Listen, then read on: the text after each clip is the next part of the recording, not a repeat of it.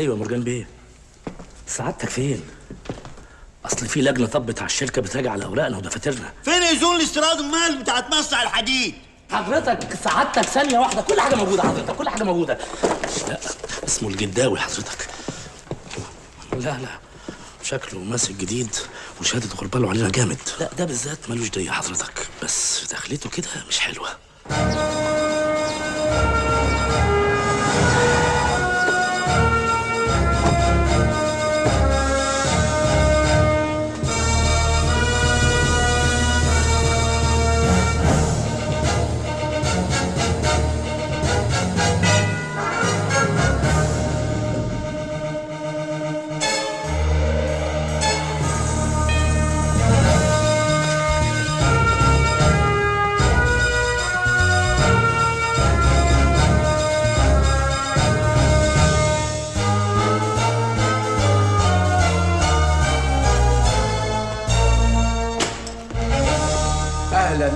اهلا بالاستاذ جداوي. اهلا. ده احنا زرنا النبي النهارده يا راجل، ده خطوه عزيزه. انا مش جداوي بيه يا مرجان باشا، انا سليمان. سليمان مين؟ مدير مصنع المكرونه. واحنا عندنا مصنع مكرونه؟ مصانع مرجان بتاعت سيادتك انا مديرها. امال فين الجداوي حضرتك؟ اهلا جداوي بيه. معلش بقى العتب على النظر، اتفضل عندي في المكتب جوه. لا معلش عشان اخلص شغلي هنا. يا راجل انت التكييف هنا اصلا مش مظبوط، التكييف عندي احسن. اتفضل يا راجل، هات الملف ده. لا معلش خلي الملف ده معايا. اتفضل حضرتك اتفضل. اهلا استاذ. اتفضل يا استاذ. هو اسمه ايه؟ جداوي حضرتك. اتفضل، انا ما بحبش قعده المكاتب. اتفضل هنا. اهلا وسهلا، اهلا بيك. شرفت حضرتك.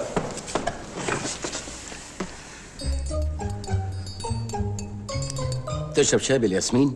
ما بشربش وانا بشتغل.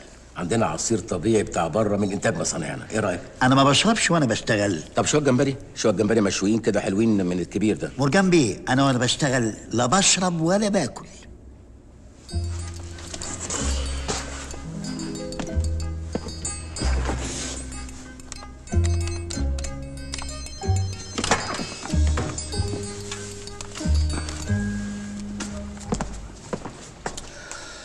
ادي 10 و10 يبقوا 20,000 جنيه. ايه ده؟ انت بتعمل ايه؟ لا ولا حاجه، اصل انا دايما احب اراجع الايرادات بنفسي. الباشا ساكن فين؟ في السيده زينب. شلاه ام هاشم. انا دايما اصلي جمعه هناك. السيده زينب ده حي جميل فيه روحانيات كده وحاجه جميله الحقيقه. دلوقتي احنا قلنا 20 وادي 20 يبقوا دلوقتي 40,000 جنيه. ملك ولا ايجار؟ ايجار. ام هاشم دي بتعه، والله بتعه. يا سلام على ده حي جميل. ام هاشم دلوقتي احنا قلنا 40 وادي كمان دول يبقى كده ايه 60,000 جنيه. 60,000 جنيه. عندك اولاد؟ 6. كان الله في العون يا راجل، كان الله في العون. 6 لا حول ولا قوة الا بالله. 6 يبقى احنا قلنا كده يبقى ادي 60,000. 60,000 جنيه كده يبقى ايه 60 و60 120,000 جنيه. بيدرسوا؟ عندي واحد في الجيش والباقي في التعليم. انت بطل، انت عظيم، انت تستحق وسام، والله تستحق وسام. والله يا جداوي بيه، والله ولا لك عليا يمين. انا عندي عيلين خاربين بيتي. دلوقتي احنا كمان دول 40 ايوه كده يبقى 40 يبقى كله 160,000 جنيه. 160. هو مرتب سعادتك كام؟ 3000 جنيه. معقول 3000 جنيه هيعملوا ايه ولا ايه؟ بس راجل الحكومه دي مش فاهم بتعمل ايه. 3000 هيكفوا ايه ولا ايه؟ طب انا اقول لسيادتك حاجه. الوضع ده يا ابني مصروف ايده بس 3000 جنيه. اي والله كده بيه 3000 جنيه وعلياء 5. قال ايش الكوافير ايش مش عارف بتعمل ايه. اللي عارف الحاجات بتاعت العيال الصغيرين دول. انا قلت ما انا هما كان نسيت 200,000 جنيه. ايوه. وارجوك يا مرجان بيه عد فلوس بعد ما امشي، انا مش عارف اشتغل. انا اسف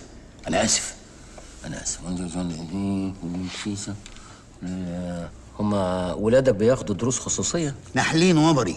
مصيبه الدروس الخصوصيه، كارثه والله، كارثه فعلا. دول بقى ايه؟ خمسينات بقى ايه؟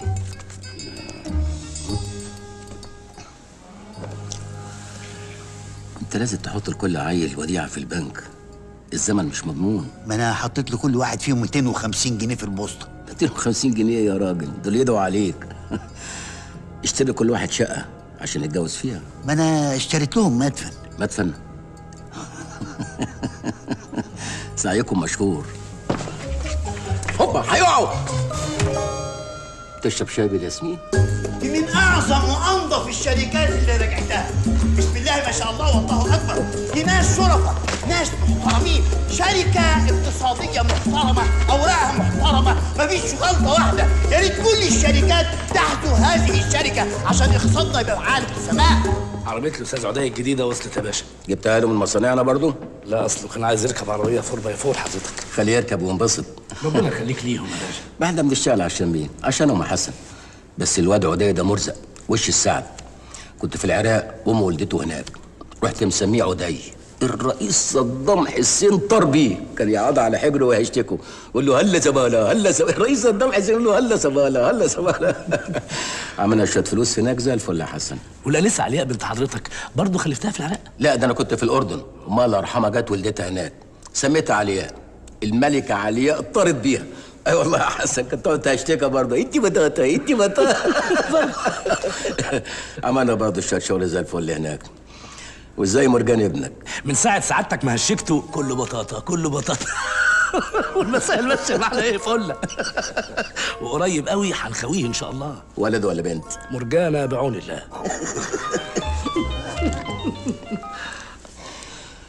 ايوه علياء، ايه مالك بتعيطي ليه؟ في ايه اللي حصل؟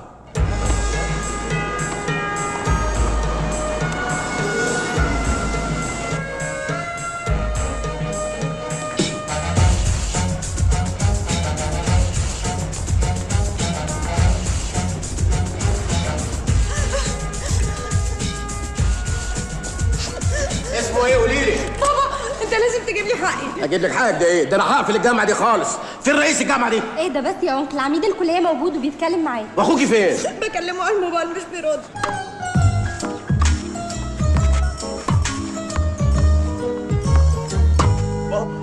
بابا ايه ونيرة ايه؟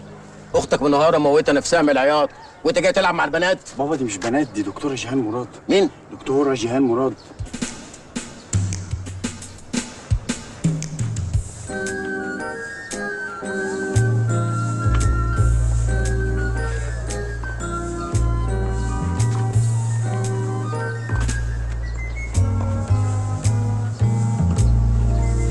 مرجان احمد مرجان.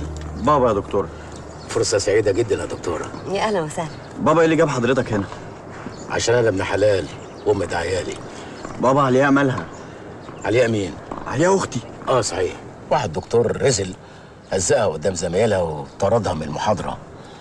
القمر يرضيك كده برضه؟ نعم.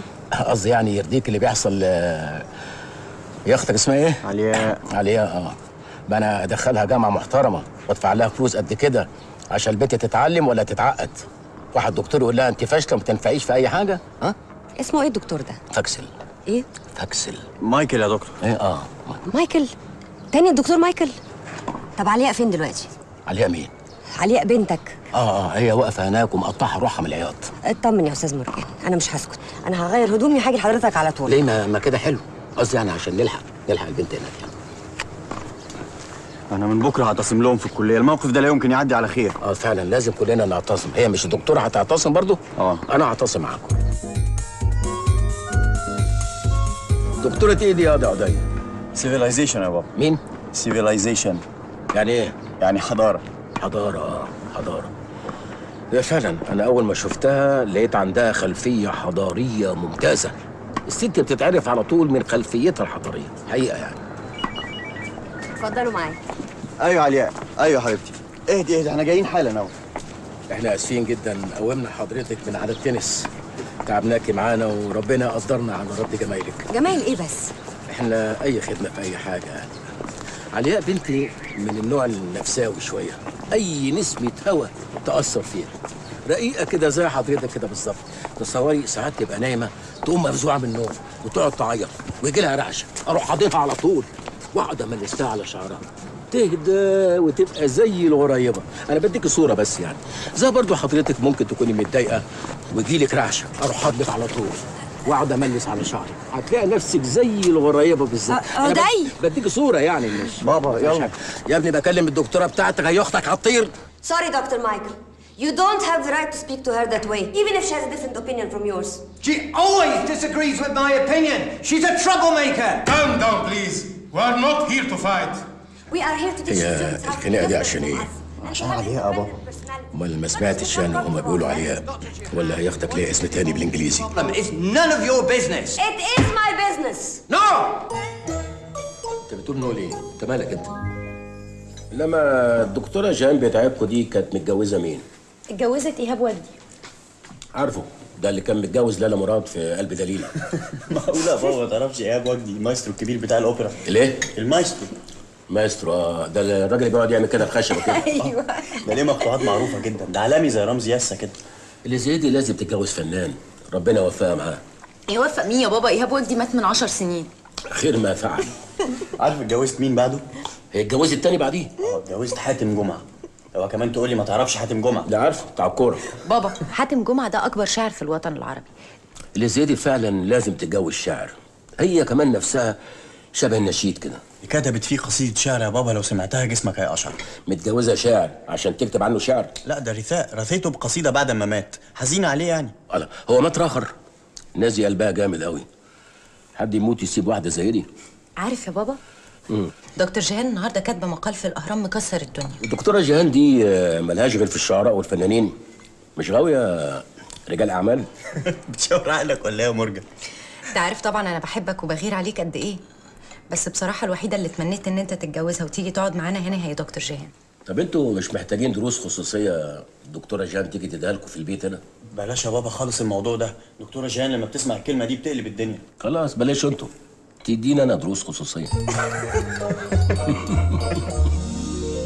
النهارده هنعمل تجربة ديمقراطية صغيرة قوي. أنا عايزاكم تقولوا رأيكم فيا بمنتهى الصراحة، وتأكدوا إن أنا هقبل آرائكم دي كلها. سوري يا دكتور، ما تزعليش من اللي هقوله يعني. انا شايف ان حضرتك انسانه عصبيه جدا، وساعات بتفقدي اعصابك وما بتعرفيش انت بتقولي ايه. يا دكتورة جيهان انت انسانة متعصبة لرأيك، بتعملي نفسك فري ومتحررة، انما جواكي افكار رجعية. ملابسك يا دكتورة ملابس فاضحة، لا تليق بأستاذة جامعية. وبعدين انا مطالب ان انا اغض بصري وفي نفس الوقت اركز مع حضرتك. طب اعمل ايه؟ افتح عين واغمض عين؟ تقدري تقولي لي ازاي ممكن تكوني قدوة للطالبات وانت نفسك متبرجة؟ جرى يا اخ محمود، الكلام اللي انت بتقوله ده عيب وما يصحش، ده انت كده بتهين الدكتوره وبتهيننا كلنا. لو سمحت يا اخت، اولا انا ما بتكلمش معاكي، ثانيا الدكتوره فتحت باب المناقشه وانا من حقي ان انا اقول رايي يا اخوانا. دي قله ادب مش مناقشه. بقول لك ايه يا اخ نادر يا مشخصاتي، خليك انت يا اخويا في فريق التمثيل والمسرح بتوعك، ربنا يغفر لك. الفن مش حرام، الفن شيء عظيم. يا اخ محمود خليك موضوعي شويه، الدكتوره بتقول نتناقش مش نتخانق. وبعدين ايه اللي دخل الحلال والحرام دلوقتي ولا ايه يا جماعه؟ بس كده ما ينفعش، احنا قلنا نتناقش نسمع بعض. ما هو يعني سيبك من الكلام ده والهرتله دي، نفضي نفضي. انت فله قشطه. الله يخرب بيت الديمقراطيه على اليوم اللي كانت فيه الديمقراطيه. الجرايد كاتبه انا شيخ منصور وحرامي يا حسن. انا شيخ منصور وحرامي؟ لا حاشا لله يا باشا. بلد مش عايزه اللي ينجح فيها، وبعدين هم عندهم اثباتات بالكلام ده. ارفع عليهم قضيه. ما المساله مش محتاجه شوشره يا باشا. شيل خد. اهلا يا اولاد، تعالوا اقعدوا.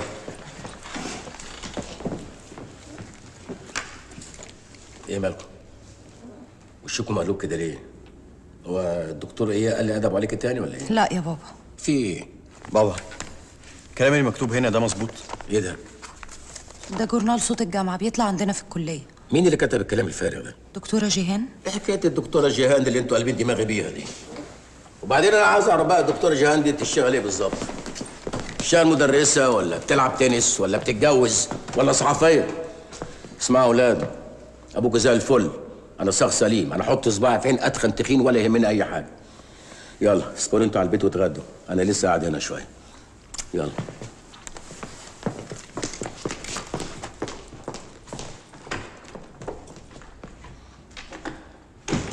صوت الجامعه ناقص، انا صوت الجامعه كمان. واي واحد قاعد فاضي ما وراهوش حاجه معاه ورقه وقلم يقعد يقطع فيا يا حسن. انا بقول يا باشا احنا نلم الموضوع احسن. يعني الناس دول لو جم وشربوا الشاي بالياسمين بتاع سعادتك هنخلص. بعدين انا مش فاهم سعادتك قال لنفسك ليه؟ ما دام مظبط كويس فوق يبقى خلاص. بس اللي فوق مش مضمونين يا حسن.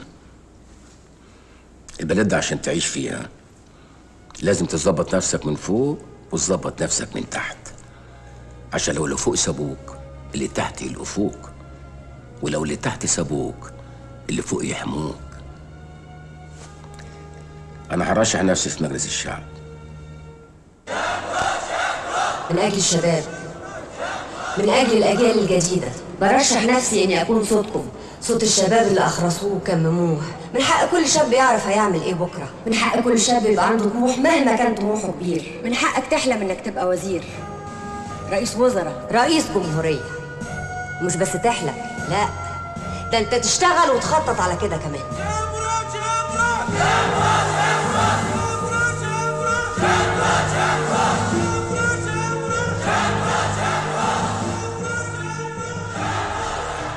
أيتها الجماهير العريضة، أيتها الجماهير العريضة، لقد رشحت نفسي من أجلكم أنتم أيها الجماهير العريضة. لماذا جئت؟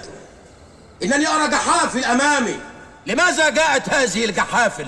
لقد جاءت من أجل مصر وليس من أجل مرجان.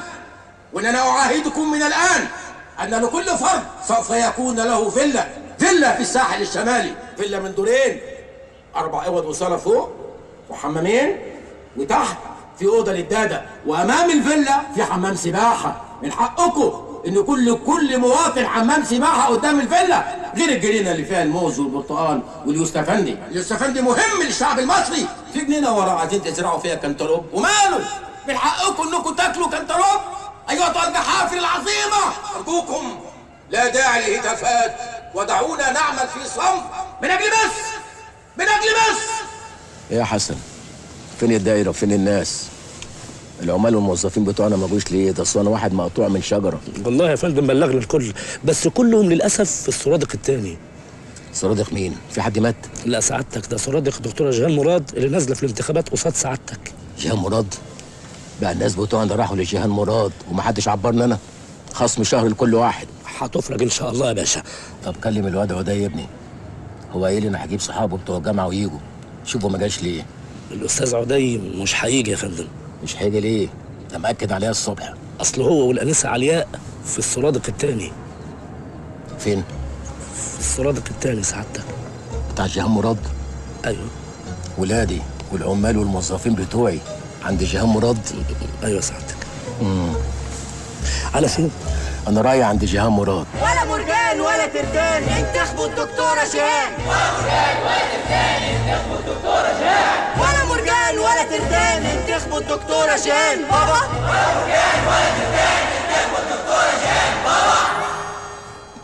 هو ده اللي انت بتعلمه لهم؟ يشتموا ابوهم في وسط الناس؟ هو ده الجيل الجديد اللي عايزين تطلعوه؟ ده انا قعدت 50 سنه اشرب سجاير في الحمام عشان ابويا ما يشوفنيش. يجي اليوم انا اشوف ولادي يهزقوني في وسط الناس يا بتاعت الحضاره. بابا اخرسي يا بنت خالص، اخرسي. انت مش لسه واخده مني 1000 جنيه الصبح؟ ماشي. وانت يا خودي ده انت مغير 3 عربيات في سنتين، دي اخرتها برضه. بس ما نروح البيت ليلتكوا سودا النهارده. يلا يا استاذ مرجان. ايوه. لو سمحت تتكلم معاهم بطريقه كويسه. انت هتعلميني ازاي اكلم ولادي يا دكتوره؟ اولادك مش اطفال، من حقهم يعبروا عن رايهم حتى لو كان متعارض مع رايك. يا سلام يا سلام، ونبقى خليك انت في حالك، انا هفوق لك بعدين. يلا انت وهي، يلا. انت مش عندنا في الشركه؟ ايوه. ايه اللي جابك؟ ايه اللي جابك هنا؟ يلا قدامي، يلا يلا انت وهي. ايه ده؟ ده الصوان بتاعي والفراشه بتاعتي، انتوا عاملين الحفله دي على حسابي كمان؟ ولا مرجانه ولا ترتان انتخبوا الدكتوره جيهان.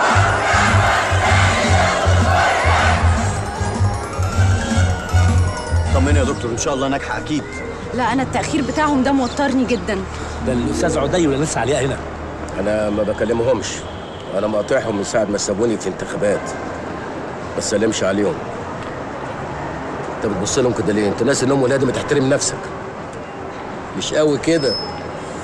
نتيجة الانتخابات فوز مرجان أحمد مرجان بمقعد الدايرة وحصد 22,600 صوت. ازاي؟ ده تزوير! الانتخابات دي مزورة. شوف الواد ابن الكلب بيقول ايه؟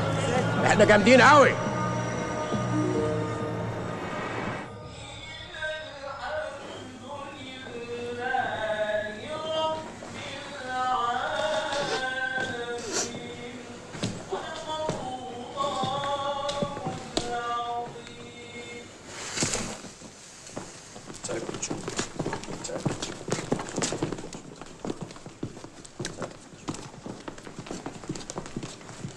هو في ايه؟ انتوا عاملين عزل ايه؟ هي امكم ماتت تاني؟ لا ده عشان دكتور جيهان. ماتت؟ ما انت عارف انها سقطت في الانتخابات. يعني انتوا زعلانين علشان الدكتوره جيهان سقطت في الانتخابات ومش فرحانين عشان ابوكوا بقى نائب في مجلس الشعب. وبعدين انا عايز اعرف بقى الدكتوره جيهان دي عامله لكم ايه؟ مكرهاكوا فيها ليه؟ لا يا بابا لو سمحت، الموضوع مختلف، احنا عمرنا ما كرهناك. والله العظيم يا بابا احنا بنحبك قوي. القضية مش في الحب خالص. امال قضيه ايه يا ست علياء؟ القضيه يا بابا يعني ان احنا عاوزين نبقى. بص يا بابا بصراحة احنا عايزين نبقى فخورين بيك. وانتوا مستعارين مني ولا ايه؟ لا يا بابا ازاي؟ العفو، حضرتك رجل اعمال ناجح ومحدش يقدر ينكر ده. طيب بس يعني في حبة كلام كده يخصوا ثروتك مشوه صورتك شوية. طيب نقوم نصدق الكلام ده ولا نكدبه؟ بابا حضرتك نائب في مجلس الشعب وده شيء جميل. طيب بس في كلام بيتقال ان الانتخابات دي مزوره. طيب ما هو الشجره المتزهزهه الناس بتزقلها بالطوب. تقصد حضرتك الشجره المثمره يقذفها الناس بالحجاره. ايوه. بص يا بابا هقول لحضرتك على حاجة بصراحة يعني من غير ما تزعل مني. طريقتك في الكلام مع الناس سوقية شوية، واحنا الناس بتتريق علينا وبنسمع ده بودنا. احنا عايزين نبقى فخورين ببابانا اللي عنده رؤية وعنده بصيرة وعنده ثقافة. يعني هقول لحضرتك على حاجة، دكتور جيهان مثلا. الله يخرب بيت الدكتوره جيهان على اليوم اللي شفنا فيه الدكتوره جيهان. هنشتري 20 زي الدكتوره جيهان دي بفلوس؟ لا يا بابا لو سمحت، لحد هنا الحوار خلص عن اذنك. تعالى هنا رايح فين؟ انا لسه ما خلصتش كلامي، ولما اتكلم تقف تسمعوني للاخر. حاضر اتفضل يا بابا. خلاص لحد هنا الحوار خلص.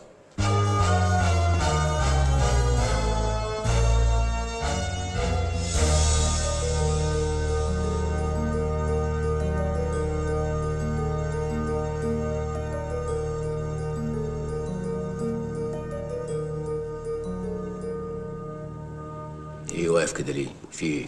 انا واقف ساعتك بقالي 5 دقايق وانت مش حاسس بيا خالص. معلش اصلي مشغول شويه. اقعد يا حسن.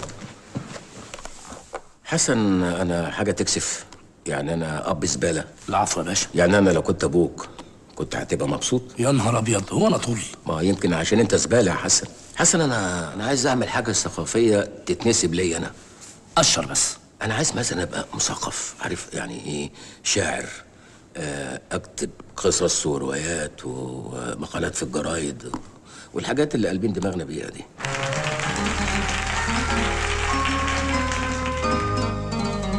الحلزونة والحلزون اتقابلوا في خرم الأذون.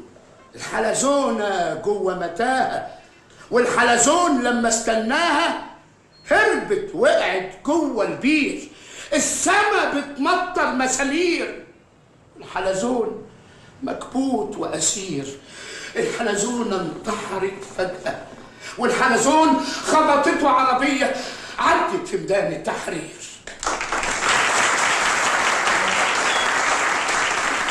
معقولي أسمعكم آخر قصيدة كتبتها وهي من الشعر الحر. هقول كل حاجة، هقول كل حاجة، هغني وهوهو، همأمأ وصوصو، هنهأ ونونو، لكن في النهاية بحب السنونو، بحب السنونو، بحب السنونو.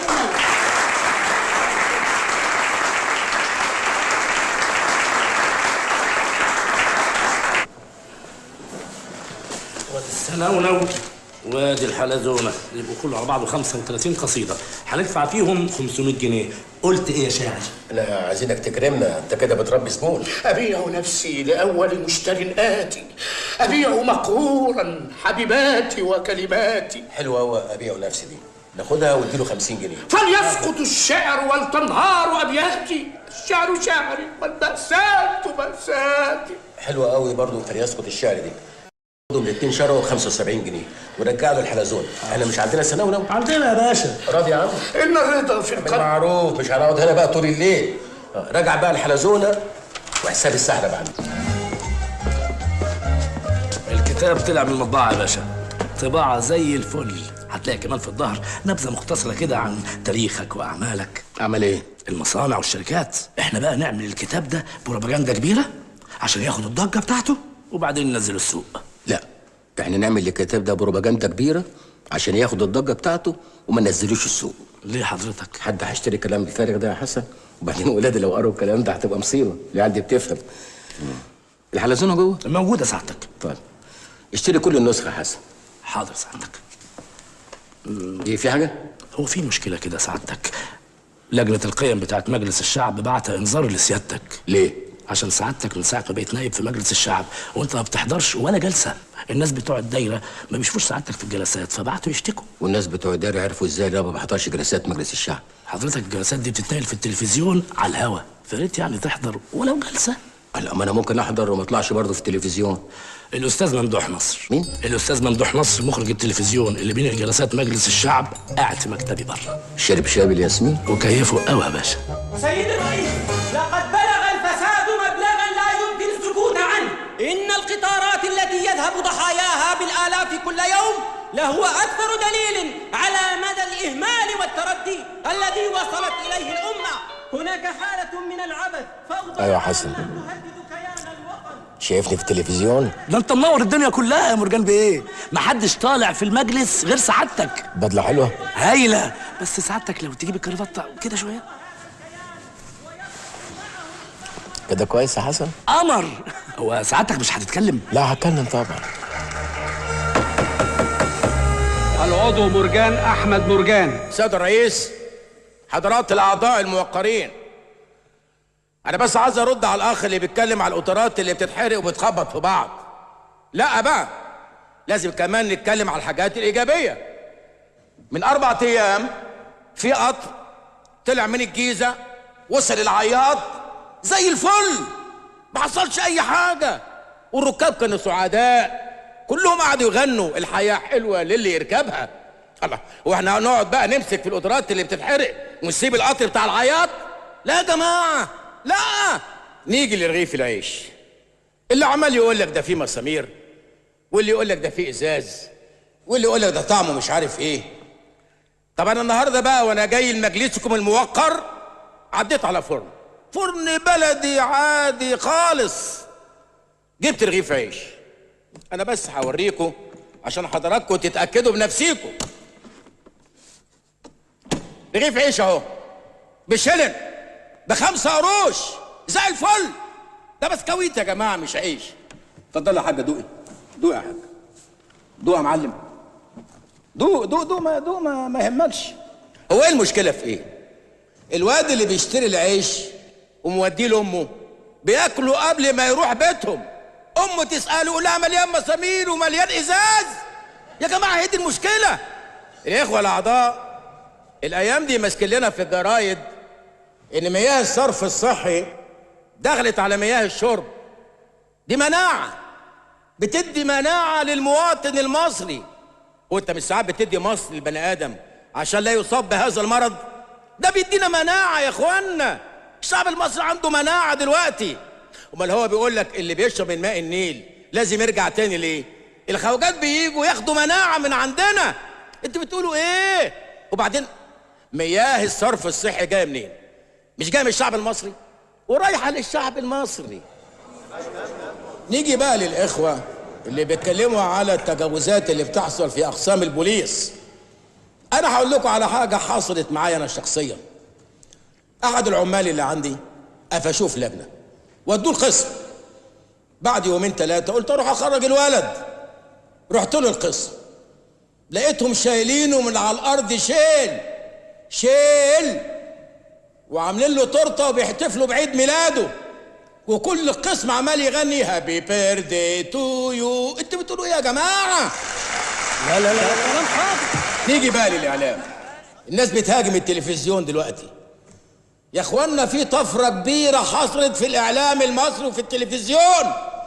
الخبر دلوقتي بينزل قبل ما بيحصل ب4 أيام. إشاعات مالية البلد عن انفلونزا الطيور. دي إشاعات مغرضة. أنا جايب لحضراتكم نموذج لفرخة شمردي زي الفل من مزارعنا الوطنية عشان ما حدش يتكلم. فرخة هي بس مجهدة شوية، إنما الفرخة قدام حضراتكم أهي زي الفل.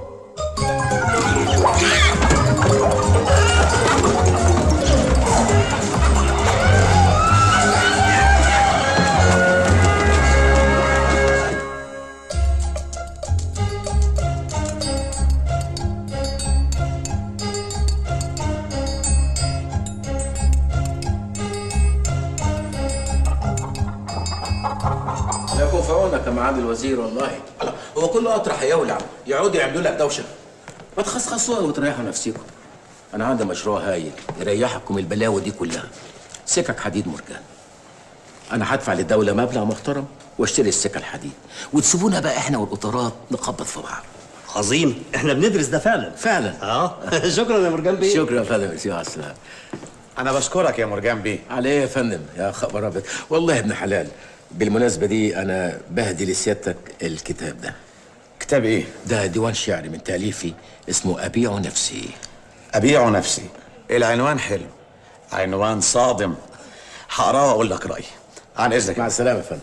جائزة المجلس الأعلى للشعر والأدب، أحسن شاعر في مصر.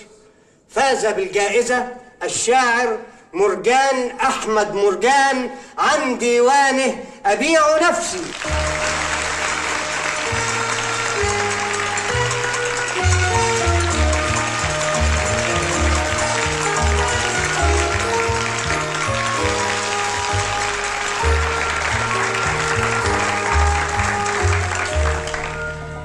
أيها السادة،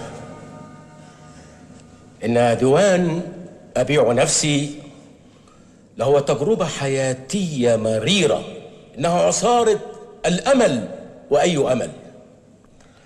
إن أبيع نفسي لهو رصد للمتغيرات داخل الإنسان المصري، بل ليس الإنسان المصري فقط، ولكنه رصد للمتغيرات للإنسان العربي.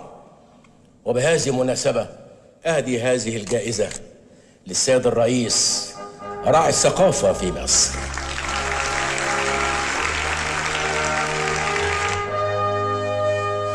بجد يا بابا مش قادره اوصف لك قد ايه كنت فخوره وانت بتاخد الجايزه. بس برضه يا بابا حضرتك غلطان. ازاي كل الناس يباركوا لنا واحنا ما نعرفش بيباركوا لنا على ايه؟ وانتوا ما قريتوش الشعر؟ ما هو انت ما سبتلناش ولا نسخه، وبعدين يعني انا عايزه نسخه تكون ليا وعليها اهداء. وانا عاوز 20 نسخه اديهم لاصحابي. بابا انا قلبت الدنيا على الديوان ما لقيتوش. ما هو ما فيش ولا نسخه، كل النسخ نفذت. اكبر نسبه مبيعات في تاريخ الادب العربي. طب ما فيش طبعه تانية؟ ما احنا عملنا الطبعه الثانيه قبل الاولانيه والاتنين نفذوا برضه الحمد لله. انا بس يعني عايزه اعرف حاجه، وسط مشاغلك دي كلها جبت الشعر ده كله منين؟ والله يا علاء يا بنتي، ساعات كده اروح قهوه صغيره مع المهمشين والبسطاء واقعد اشعر مع روحي. العجاتي. انت تعرفها؟ بروح هناك كتير احضر ندوات، بس عمري ما شفتك هناك. طب ما تروحش بعد كده؟ ليه يا بابا؟ امبارح البوكس جه لم كل الشعر اللي هناك وقفلوا القهوه. طب عايزه اقول لك ان احنا محضرين لك مفاجاه. ايه هي؟ دكتور جيهان عايز تعمل لك عندنا في الجامعه ندوه بمناسبه حصولك على الجائزه. ندوه؟ هو الكتاب ده كارثه بكل المقاييس اللغويه والشعريه. طب ايه رايك بقى يا دكتور عبد اللطيف ان الكتاب ده حاصل على جائزه الدوله في الشعر؟ وعاوزاني انا احضر ندوه اناقش فيها الهبل ده؟ انا انأى بنفسي على ان اشارك في هذا العبث. دي مهزله. ايوه انا عايزاك تقول رايك ده بمنتهى الصراحه. اقول رايي فيها يا دكتوره.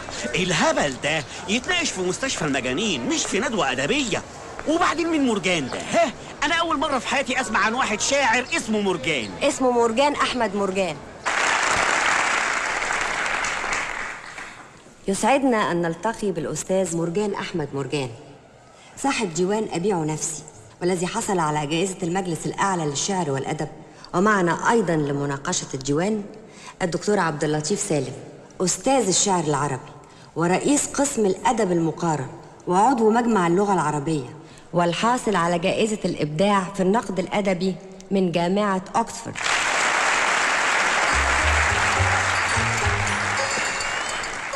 ايه ده؟ دي حاجة بسيطة كده على ما أسم، حلاوة الديوان، وربنا يخليك لينا يا دكتور.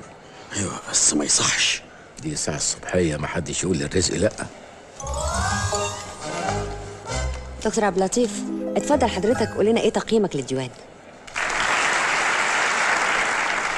لقد استطاع الشاعر مرجان أحمد مرجان أن يكسر كل تقاليد الشعر، أن يقفز على كل الحواجز، وأن ينطلق بشعره وبخياله بعيدا بعيدا، بل ولقد استطاع أن يحلق في آفاق أخرى عوالم خاصة صنعها بنفسه. إنه يذكرني ببيت للشاعر دعبل حينما قال: إني لأفتح عيني حين أفتحها على كثير ولكن لا أرى أحدا. أصل دعبل كان ساكن في الشيخ زايد. لقد استطاع الشاعر مرجان في إيه؟ دي حاجة بسيطة كده تتحط في صوابعك عشان الكلمتين الحلوين اللي انت هتقوليهم عليا. انت اتجننت؟ ايه اللي بتعمله ده؟ امسكي بس العيال تفتكر اللي انا بقرصك في رجلي. الظاهر ان انت فعلا انسان وضيع زي ما قالوا لي. انا غلطانه انا دخلتك مكان زي ده. خلاص انت وش فقر. وإني لأترك لشاعرنا الكبير المجال كي يقرأ لنا شعره بنفسه ليمتعنا ويطرب آذاننا. دكتور عبد اللطيف، ده رأيك في الديوان؟ انت ما قلتليش الكلام ده. الراجل بيقول كلمة حق، مش ده رئيس قسم البتاع في قلب البتوع اللي انتوا قلتيهم دول؟ فليتفضل شاعرنا الكبير. لا انا افضل انك انت ما تقراش من الكتاب. الكتاب موجود معانا، احنا عايزين نسمع القائك للشعر. اتفضل.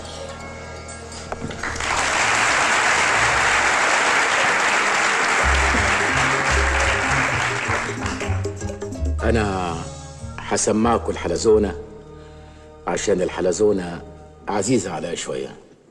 الحلزونة يما الحلزونة، الحلزونة يما الحلزونة، خبيني يما يا حلزونة.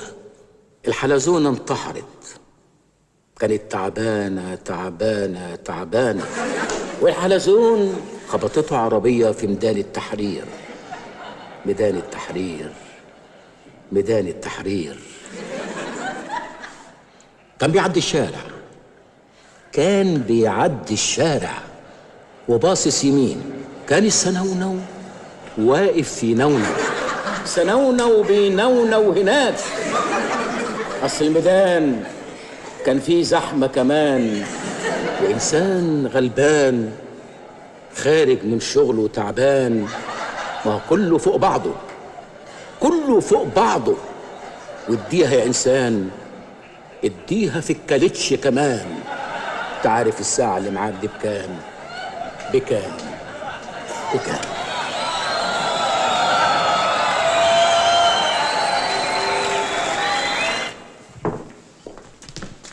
الولاد فين يا توفيق؟ اطلعوا لهم العشاء جاهز. الأستاذة ودي والأنسة علياء سابوا البيت يا فندم. سابوا البيت راحوا فين؟ معرفش يا بيه، لموا هدومهم ومشيوا. لموا هدومهم ومشيوا؟ أيوة يا بيه.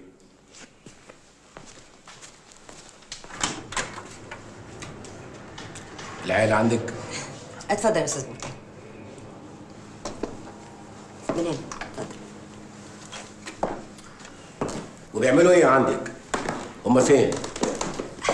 طب اتفضل بس يا استاذ مرجان، اتفضل. استاذ مرجان، احنا عايزين نتناقش بشكل حضاري. حضاري؟ ده بدل ما تقول لهم عيب انهم يسيبوا بيت ابوهم. وبعدين هما بيعملوا كده ليه؟ مش قادر افهم.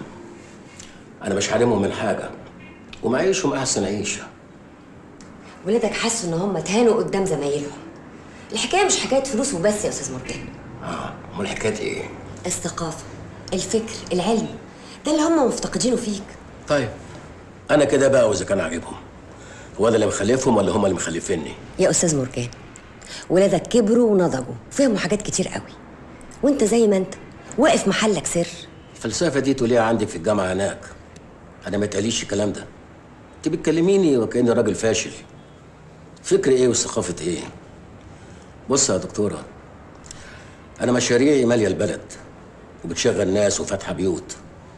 التخت اللي انتوا علينا عليها في الجامعه دي انا اللي موردها للجامعه.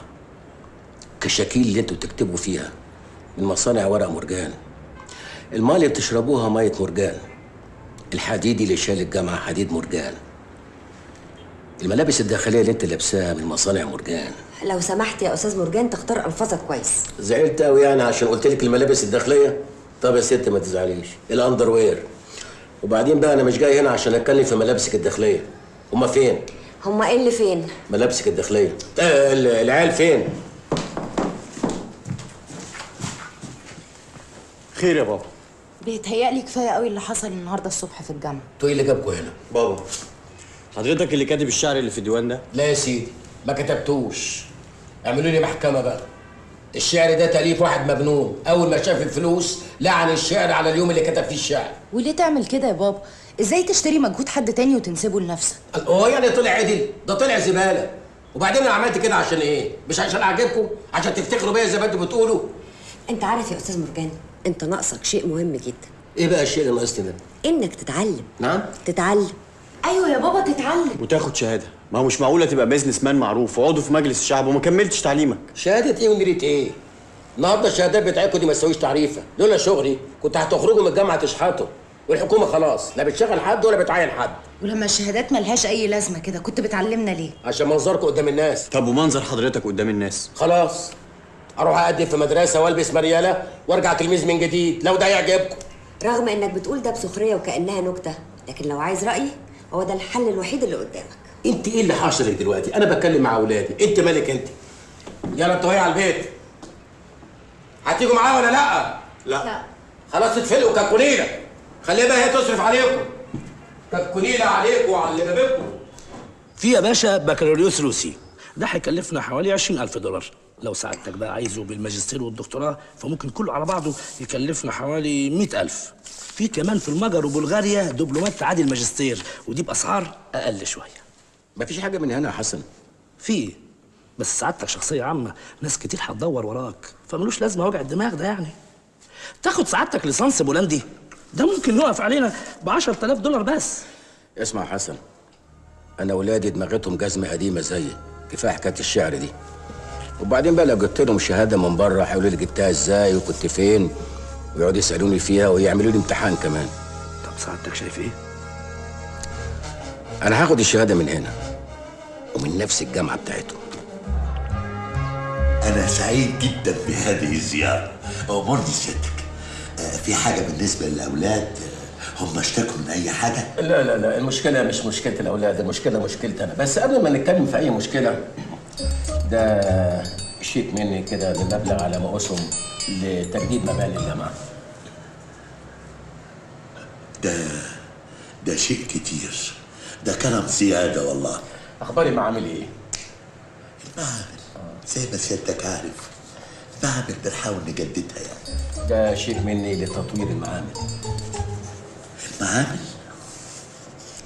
تعرف يا مرجان بيه؟ ايوه. قليلين اللي زي سيادتك اللي بيهتموا بمسيرة التعليم في البلد دي.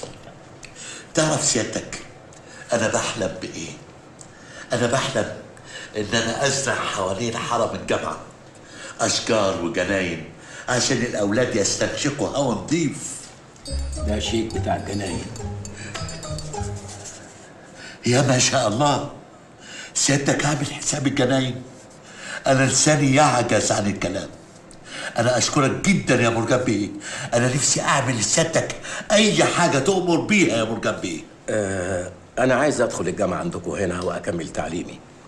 أنا نفسي آخد الشهادة من هنا من عندكم الجامعة. ده من دواعي سرورنا، ده من دواعي الفخر للجامعة أن تكون تلميذا ملتحقا بها. هو بس في مشكلة صغيرة، الثانوية العامة بتاعتي قديمة شوية، هي من 42 سنة. 42 سنة؟ يستثنى هذا الشرط. أنت بتتكلم في إيه يا مرجان بيه؟ هي في الحقيقة مش ثانوية عامة، هي دبلوم لاسلكي. دبلوم لاسلكي؟ نكلم سيادة الوزير يا فندم، نكلم سيادة الوزير. It's a very trivial matter. دي مسألة بسيطة جدا. طب دلوقتي انا عارف ان الدراسه ابتدت وباب الدخول اتقفل. باب الدخول حاليا اتفتح علشان خاطرك يا مرجان بيه. انا متشكرين قوي يا دكتور. مع حفظ الله يا فندم، مع سلامة الله. ناجح وموفق بإذن الله. الامتحان النهارده ما بيقتصرش على اراء صباح رسمي الخير يا درسناها ولاد. في الكتاب. صباح الخير يا دكتور. صباح الخير يا دكتور. في طالب جديد هينضم عند حضرتك في السكشن ده بعد اذنك يعني. اتفضل.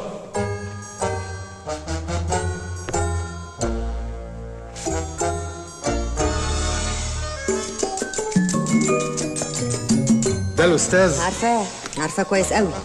السيد رئيس الجامعه موصي عليه توصيه جديده، يا ريت بقى سعادتك تهتمي بيه شويه زياده. مش محتاجه توصيه يا دكتور، طلبه كلهم عندي واحد. اتفضل يا مرجان. عن اذنك يا دكتور.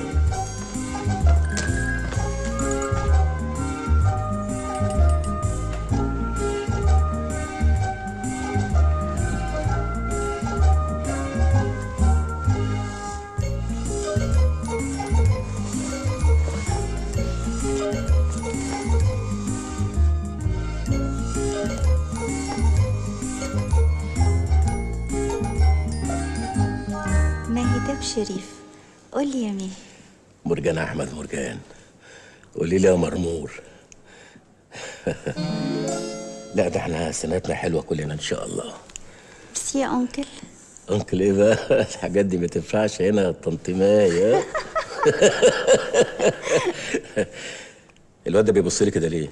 ده محمود نور الدين، مالكش دعوه بيه. ده رئيس اسره نور الحق ومحبكها قوي. رئيس اسره ايه؟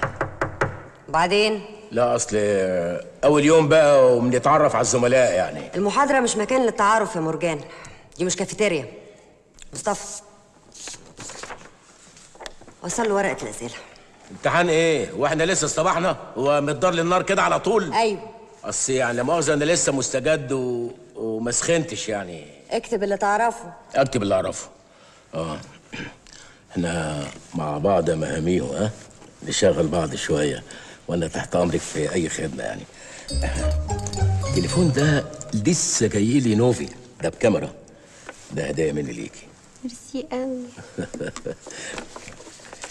دي ورقه عشان تجاوب فيها، وده قلم.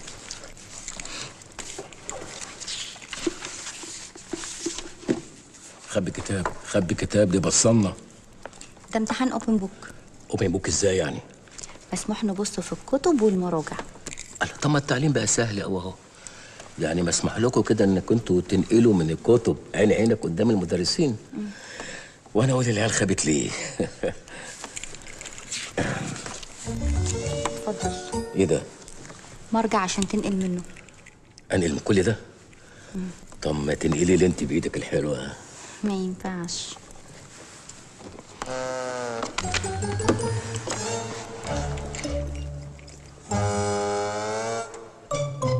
يو يو يو يو. نورت المحاضرة يا عم الحاج. احنا النهارده زرنا النبي هيثم دبور. منوره باهلها. مرجان احمد مرجان. مورجان بيوتيفول. حد يجي الخنقة دي برجليه؟ ايه اللي رماك على المر؟ الأمر منه. وبعدين؟ أنا متأسف جدا يا دكتور. أنا الوقت سرقني وأنا في المكتبة بعمل ريسيرش انت وبعدين متاخر ربع ساعه على المحاضره يا عدي. انت عارف النهارده في اكزام، الوقت ده مخصوم من وقت اجابتك. انت ايه اللي جابك متاخر؟ الامتحان ابتدى بقاله ربع ساعه. الواد ده اتمنع من دخول المحاضرات لغايه اخر السنه، لان اللي ما بيحترمش المحاضره بتاعته يبقى ما بيحترمش زمايله ولا بيحترم المدرسه بتاعته. انت مالك انت؟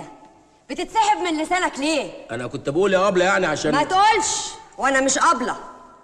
اللي يتكلم هنا يبقى باذن. اتفضل اقعد. اتفضل يا عدي، همدلك الامتحان ربع ساعه. ايه بقى تبدلي الامتحان ربع ساعه؟ لا ده كوسه بقى بصراحه. مش معايا؟ لا بقى ده كوسه بقى. كوسه ولا مش كوسه؟ هنعمل بقى شويه كل واحد يعمل ايه ده؟ ايه ده؟ انت يا ده نص مرجان؟ ساعه، ده ربع ساعه. يا مرجان انت بتعمل ايه؟ اتفضل اقعد. بابا أنا سعيد جدا إن أنا شفتك هنا النهارده، برافو. عدي ما تكلمش حد.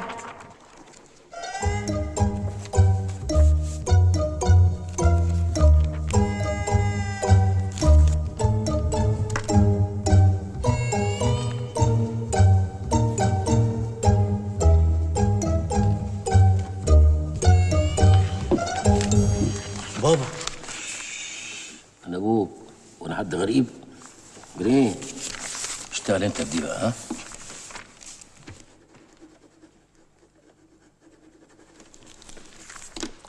انا خلصت يا ابله، حاجه زي الفل وبارك الله فيما رزق. انا مش قابله، والورق كله بيتلم اخر المحاضره. عدي روح اقعد في البنش الفاضي اللي هناك. ايه ده؟ الواد ده بيتكلم عليها كده ليه؟ ده واخد عليها قوي. خلاص بقى يا مورجان، نفض يا عم، كبر الجي وروق الدي. الجي ده يا اسم؟ الجي اللي هي جمجمه، والدي اللي هي الدماغ. الله الله الله، الواد بينفخ لها في ودنها، ده واد قليل ادب. شهيصني انت وانا رسيك على الحوار كله. وشهيصك ايه وحوار ايه؟ العالم هنا كلهم عارفين انهم مأنتمين. منتنين؟ مأنتمين. هما مين دول اللي مأنتمين؟ تامر وعلياء. مأنتمين ازاي؟ مأنتمين، ما تترجم بقى يا مورجان، خليك كول. الله، مأنتمين كده عين عينك قدام العالم؟ يس. رايح فين يا مورجان؟ هكسر له الجي وافتح له الدي.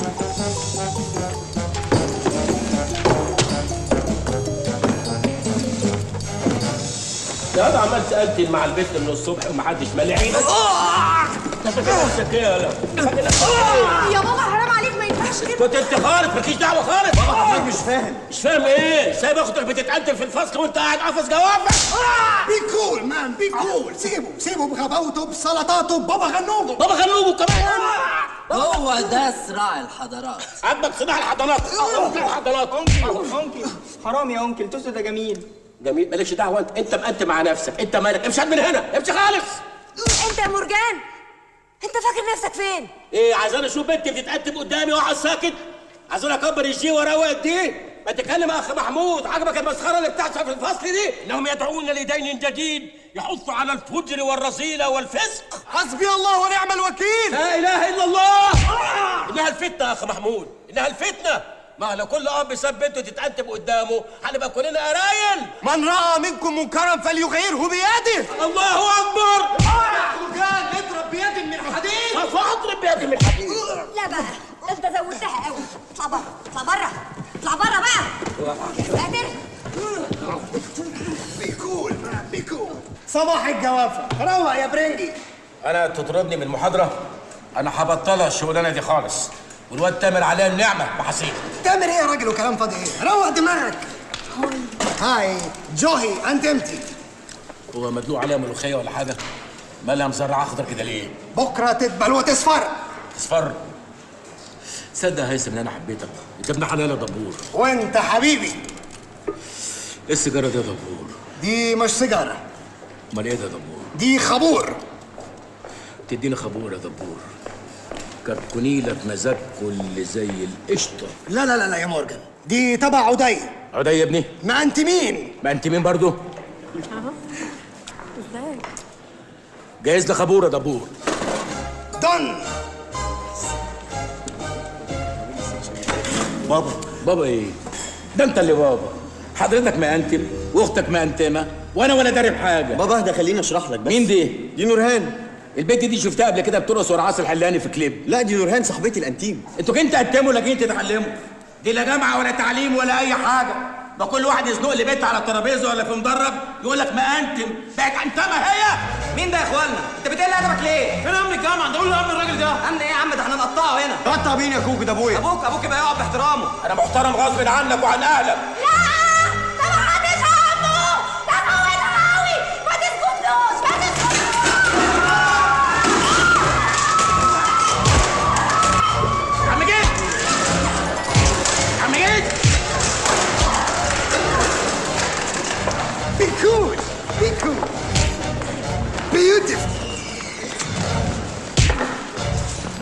امال انت برج ايه؟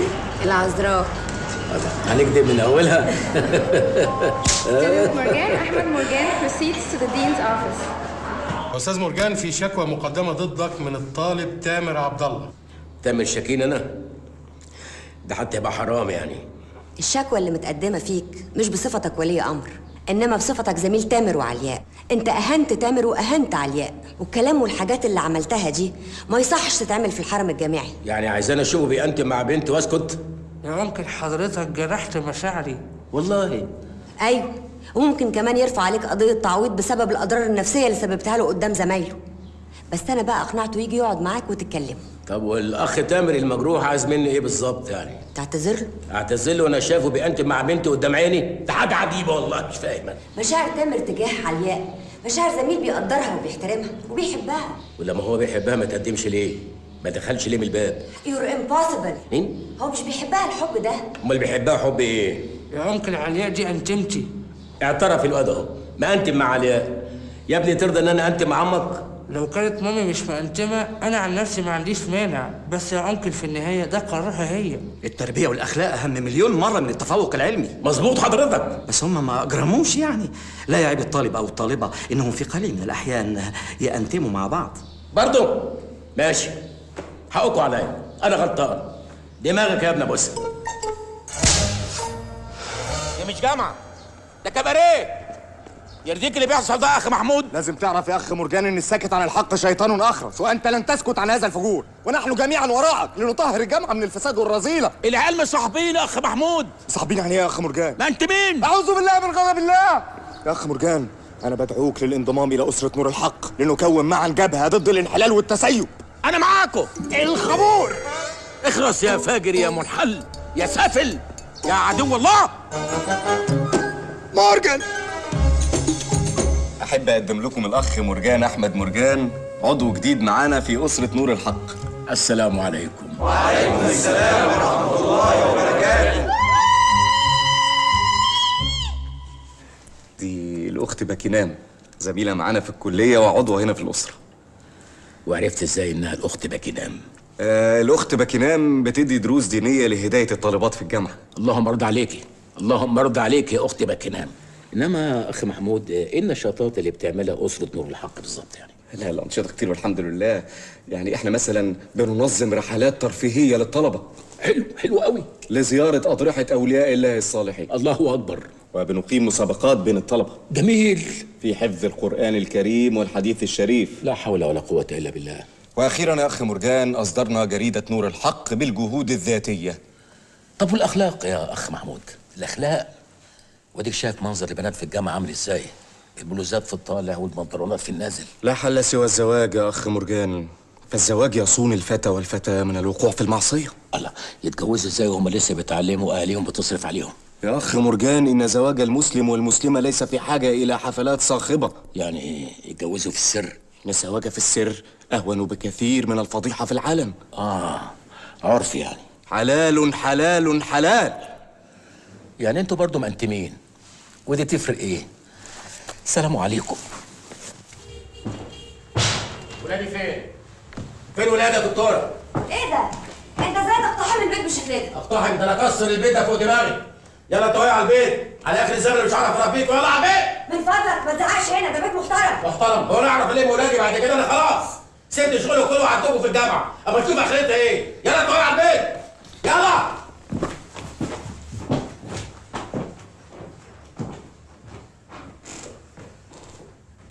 خلاص اليغم اللي كنتوا عايشين فيها خلصت. من هنا وراح مفيش فلوس ولا عربيات ولا موبايلات، واذا كانت الجامعه ما عرفتش تربيكوا انا هربيكوا. مش سعرين مني وانتوا تعروا بلد، ولا كنت موديكوا الجامعه عشان تتعلموا ولا عشان تنتموا وتسيبوا البيت وتمشوا يا كلاب. انت بتعمل ايه هنا؟ أنا هنا عشان الفالنتاينز دي يا أنكل. ما عندناش حد بالاسم ده. ده عيد الحب يا أنكل. وجاي تحب مين هنا ان شاء الله؟ أنا جايب الدبدوب ده لعلياء، يا ريت تطلع لها حضرتك وتقول لها تامر عاوزك. اطلع لها وقول لها ان تامر عايزك. اطلع لها انا. انت قلت لي اسمه ايه ده؟ دبدوب يا أنكل. اي اي اي.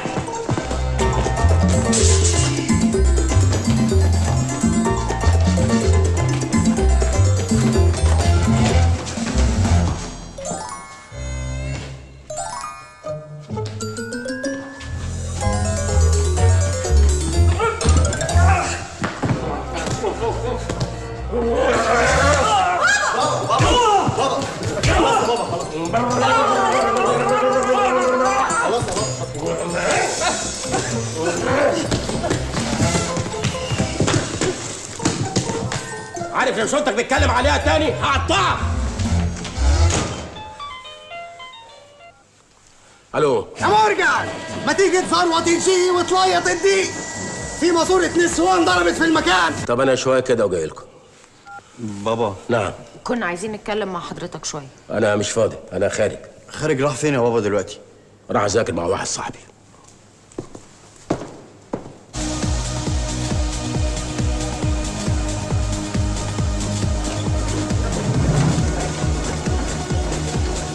هاي هيثم. هاي بيبي. عمر ما جاش؟ عمر مات. بس ممكن تقعدي معانا لحد ما يصحى. هاي. هاي. ابوك بيشتغل ايه يا دبور؟ حرامي. حرامي. سرق ايه؟ 700 مليون جنيه. هو فين دلوقتي؟ المزرعة. عندكم مزرعة؟ سجن المزرعة، واخد 15 سنة. امال انت بتصرف منين؟ فلوس ابويا. انت مش بتقول جوه السجن؟ هو في السجن، فلوسه بره. امال انت بابا بيشتغل ايه؟ ده الشيك انكل بابا هيثم. معاه في المزرعة. وانت ابوك بيشتغل ايه؟ انت كده فله. ابوك بيشتغل ايه؟ فله.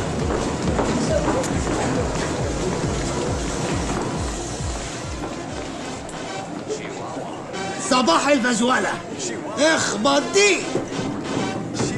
ايه ده يا دبور؟ اكسس وادعيلي. اكسس ازاي يعني؟ ما هي ليلة كول زي دي، عايزة باور يا مورجان عشان تخش في المود وتبقى بويس دي بو. طب ايه؟ اوعى تكون بتنام يا دبور، انا عندي محاضرة الصبح مع جان مراد ودي حطاني في دماغها. تفتكر لنا حاجة عايزة يا مورجان؟ بلاش تفصلنا على الصبح، الحباية دي هتخليك ملك ولا ضد على الدكر في موسم التزاوج. وبعدين يا مورجان انا استحالة اذيك، انت انتيمي. انتمك ازاي؟ ما تحترم نفسك يلا. مالها دي يا دبور؟ ماكسسة. مالها؟ ماكسسة. ماكسسة؟ بتعمل كده ليه انت؟ ماكسس. انت كمان ماكسس؟ انتوا الاتنين ماكسسين؟ مش معنى انا مش ماكسس.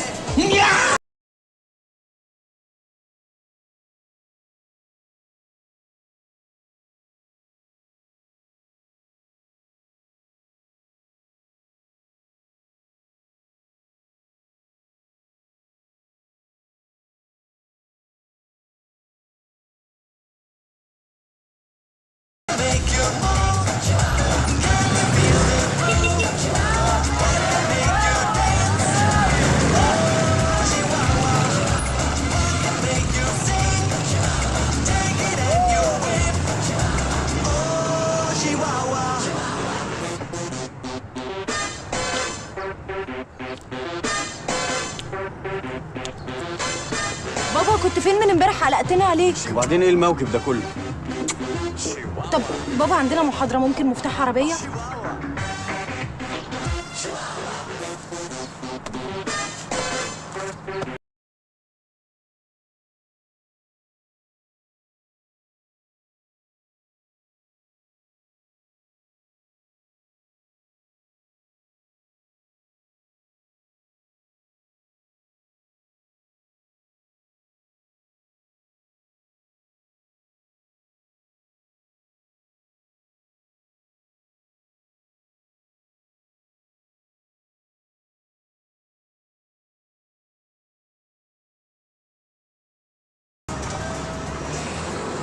هل الإنسان كائن أخلاقي؟ هل يولد في هذه الدنيا وبداخله نوازع الخير؟ أم إنه يكتسب ذلك من تأثره بالبيئة المحيطة به؟ يقول ويل جورانت في كتابه قصة الحضارة أن الأخلاقيات هي المهد الذي نشأت عليه كل الحضارات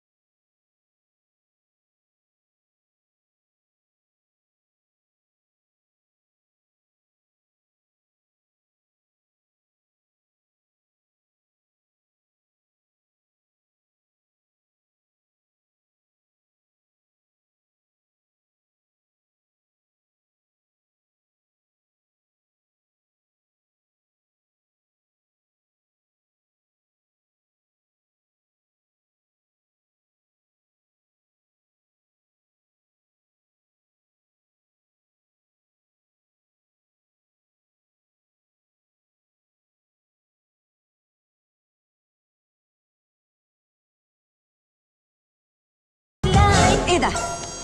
انت بتعمل ايه؟ انا كنت بقول ايه؟ بوسي الواوا.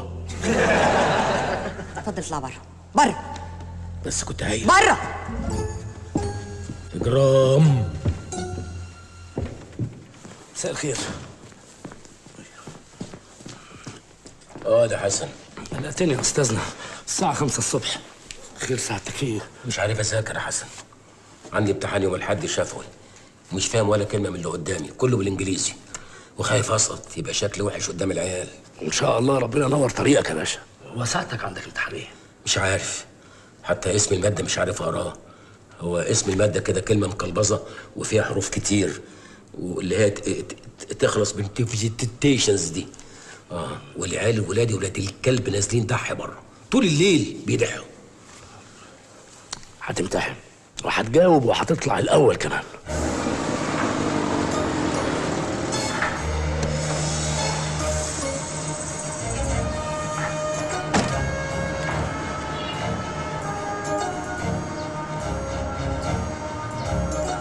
الدكتور اسماعيل رئيس القسم يا باشا. اهلا اهلا يا دكتور، اهلا اهلا.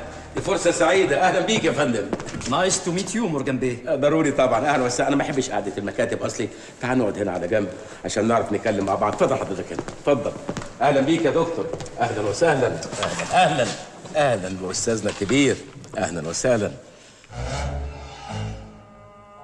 قف المعلم وفيه التبجيل، كاد المعلم أن يكون رسولا.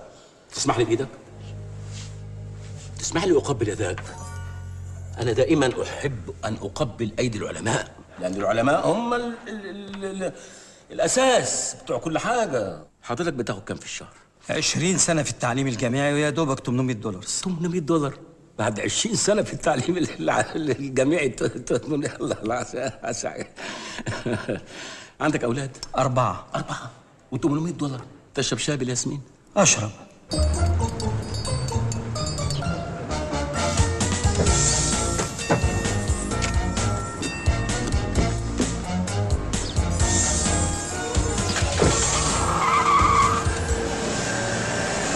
Briefly discuss the major difference between ethnocentrism and culture relativism. Well, ethnocentrism involves judging others subjectively. Define xenophobia in a normal sociological system. Xenophobia is hostility towards foreigners. And you? What's your name? Yes, but sometimes no. What's your name? Oh, yes, Morgan Ahmed Morgan. Excellent! Bravo! Dismissed! دكتور اسماعيل، انا متاكده ان النتيجه فيها غلط. مورجان ده لا يمكن يجيب امتياز، لا يمكن. انت بتشككي في ايه يا دكتوره جيهان؟ عمليه التصحيح بتتم عندنا بمنتهى الدقه والشفافيه. الراجل ذاكر واجتهد، وانا امتحنته بنفسي، ومش انا لوحدي بس، في استاذين غيري امتحنوه وادوا له نفس التقدير. انا بقترح يا فندم نعيد التصحيح. يا دكتوره جيهان، النتيجه طلعت واعتمدت خلاص، وارجو ان الخلاف السياسي اللي بينك وبين الاستاذ مورجان ايام الانتخابات ما ياثرش على موقفك منه كطالب عندك في الكليه.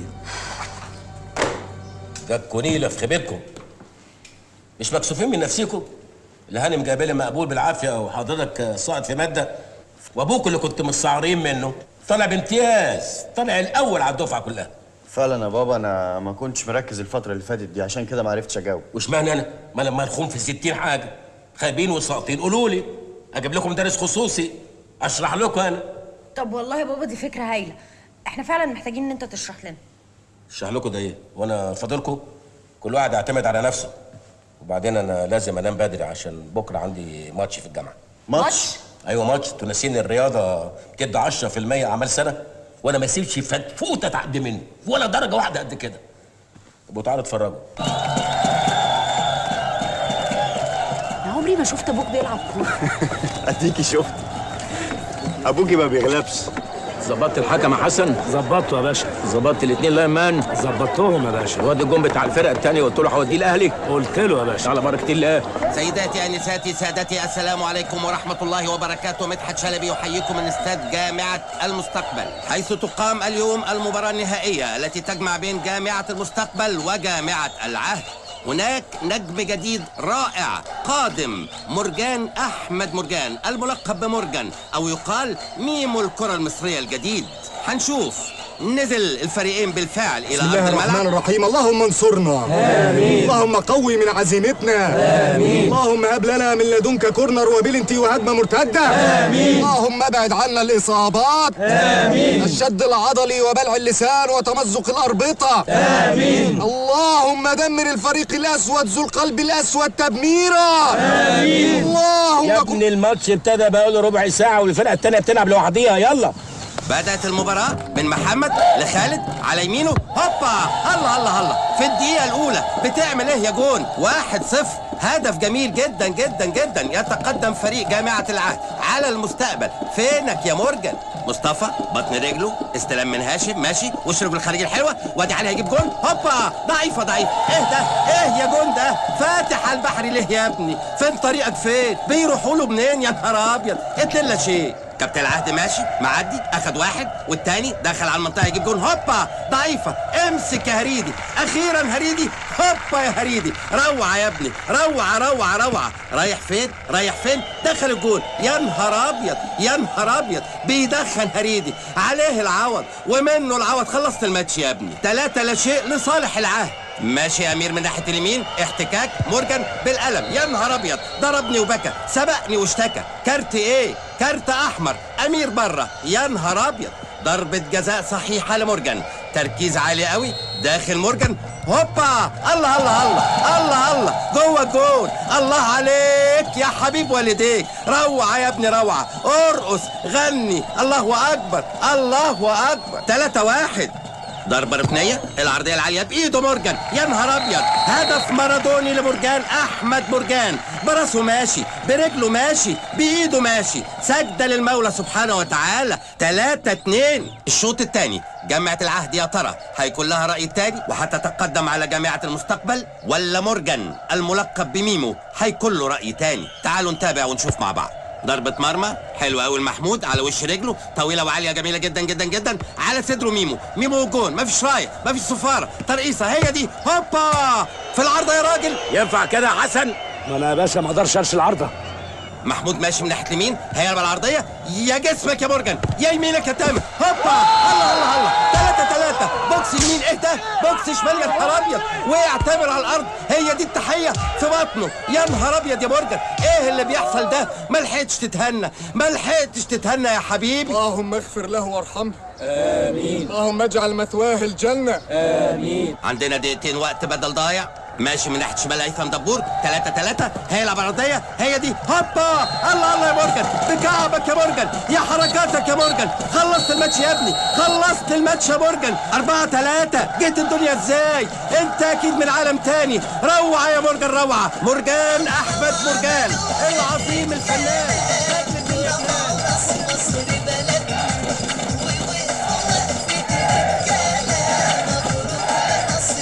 وايه شعورك يا كابتن مورجان ودي اول مره بتجيب الكاس للجامعه؟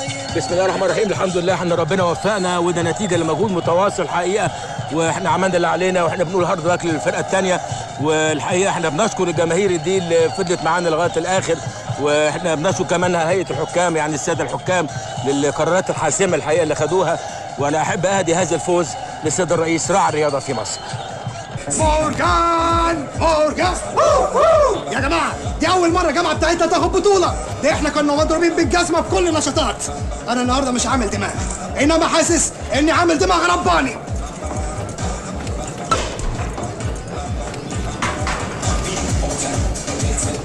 مش دي مريهان اللي مقنتمه مع عمر؟ بس انا فضت لعمر، ودلوقتي مقنتمه مع وائل. البت دي ما بتهملش ابدا. الله، مش دي نورهان اللي مقنتمه مع عدي؟ ما هي نفضت له، ودلوقتي مقنتمه مع محمود رئيس اسره نور الحق. هي من فوق مقنتمه مع محمود، من تحت بقى مقنتمه مع عمرو دياب. بل لو لم يكن لنفسك الا ادنى جزء من الحس لما اجاز لك ان تؤثري هذا الوقت الذميم على ذاك السيد العظيم. هايل، كويس قوي يا نادر، كله ماشي مظبوط. المهم من اول دخولك لحد ما ترجع تحت رجليها، ده الجزء المهم قوي. ليه؟ قوي اتفضل يا استاذ مرجان. اهلا استاذ مرجان. استاذ محمد ابو داوود المخرج الكبير. اهلا بيك يا فندم. اهلا وسهلا. يا اهلا وسهلا. اتفضل اتفضل حضرتك. من عينيا يا دكتور. يلا التوفيق. الله يخليك. يا اهلا وسهلا. اهلا بيك يا فندم. ايه عايز تمثل؟ يا ريت والله يا استاذ. طيب احنا بنعمل هاملت. ده حبيبي. يا فندم؟ ده حبيبنا يعني. اه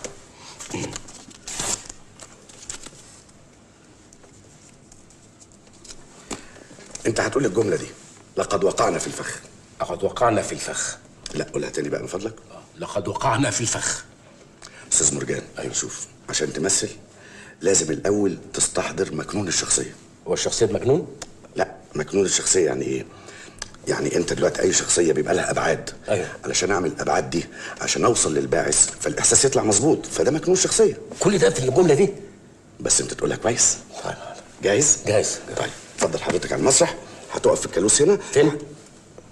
الفتحه اللي هناك دي الكالوس ده. ايوه. هتقف لحد مدير خشب مسرح هيقول لك اتفضل، هتخش تقول لقد وقعنا في فخ. اتفضل. يلا يا اساتذه كله في مكانه.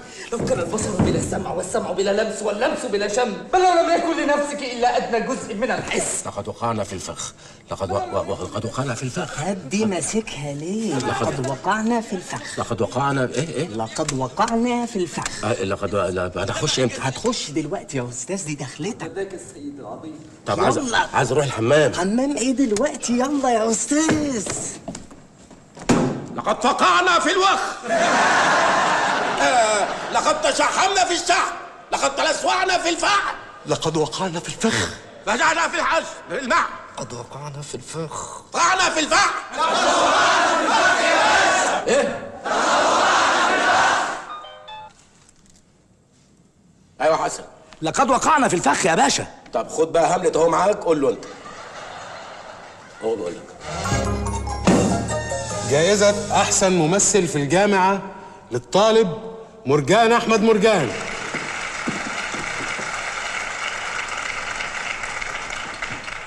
أنا أهدي هذه الجائزة للسيد الرئيس راعي الفنون في مصر. حرام!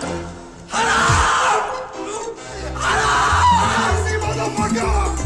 اللي يعلن الحضارات! اللي يعلن الحضارات! اللي يعلن الحضارات!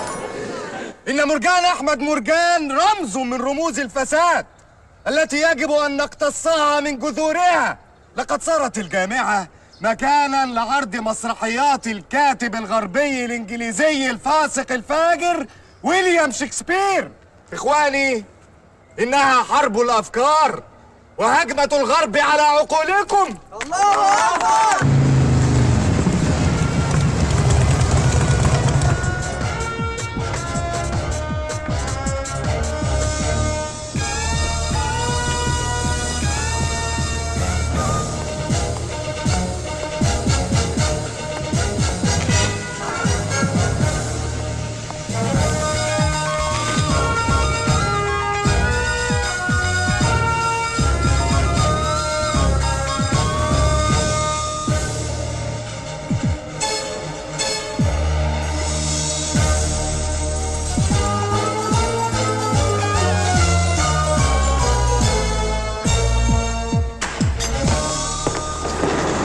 الاستاذ محمود مستني سعادتك من الصبح. اهلا اهلا بزميلي الدراسه العزيز. ازيك يا محمود؟ اتفضل استريح هنا، اصل ما بحبش قعده المكتب. اتفضل يا استاذ محمود. ازيك يا حبيبي؟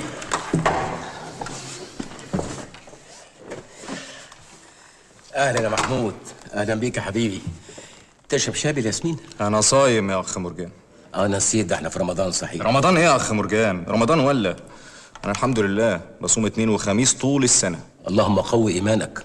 انا بحب الشباب المؤمن. انا عايز اشتكي لك. مصاريف الجامعه بقت كتير قوي، والله الواحد بيدفع فلوس كتير قوي في الجامعه دي.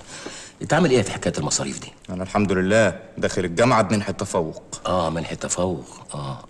انت ساكن فين يا محمود؟ في البصراوي. فين؟ البصراوي. بصراوي دي فين دي؟ ورا مصنع الكراسي. ورا مصنع الكراسي. والحتتين دول فين يعني؟ في امبابه. في امبابه عند مصنع الكراسي في البصراوي.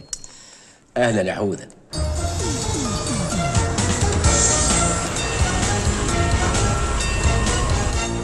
إخواني، لا يجب أن تحركنا الأحقاد على الناجحين والمتفوقين.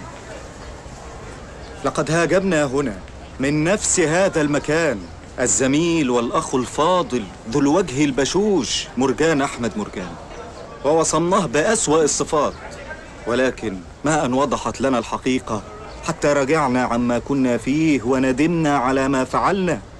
أعوذ بالله من الشيطان الرجيم. بسم الله الرحمن الرحيم. يا أيها الذين آمنوا إن جاءكم فاسق بنبأ فتبينوا أن تصيبوا قوما بجهالة فتصبحوا على ما فعلتم نادمين.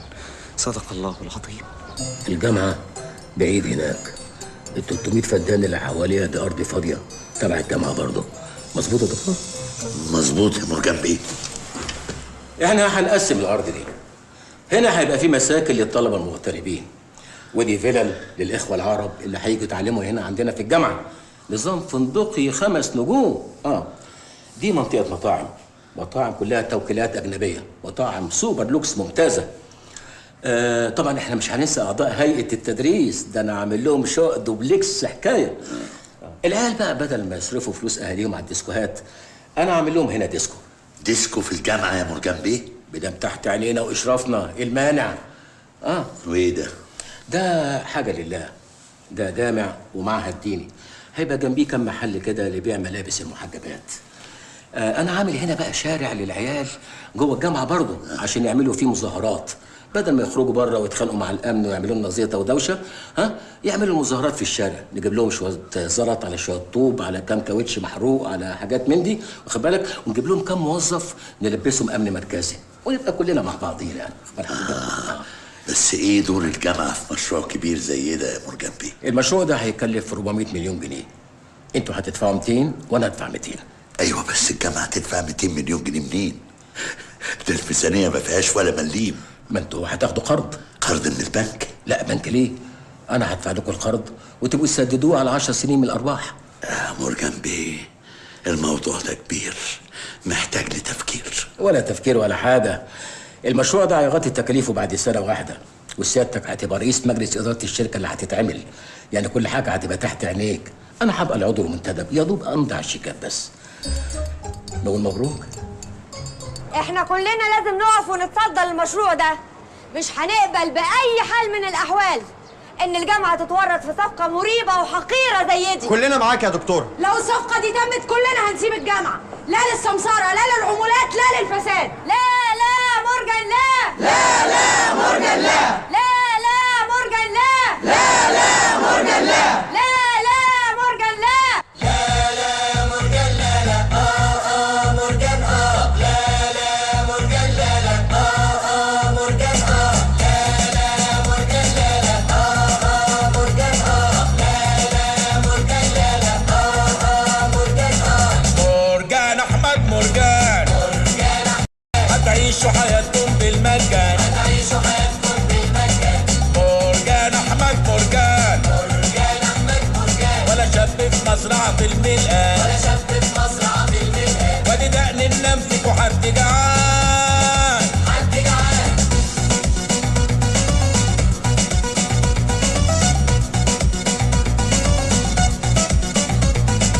مجتمع منحل كافر يا مرجان انضم ظافر معنا بعون الله. لا مرجان قدمنا بالكل يا ريت يا مان، ابن لنا كذا مرة وما بنعيش جواه. اللي زينا الله يعينه رغم فلوسه مكسورة عينه، جاهل يا ولدان. مرجان أحمد مرجان. مرجان أحمد مرجان. هتعيشوا حياتكم بالمجان. هتعيشوا حياتكم بالمجان. مرجان أحمد مرجان. مرجان أحمد مرجان. ولا شاب في مزرعة الملقان. ولا شاب في مزرعة الملقان. وادي دقن النمسك وحد جعان. حد جعان.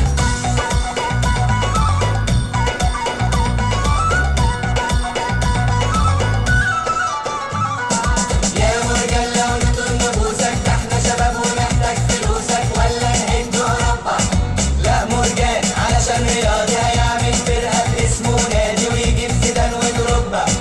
بالهنا والشفا اتفضلوا اشربوا واحلموا كلكوا، لكن ترقبوا تاخدوا بأكبر بومبا.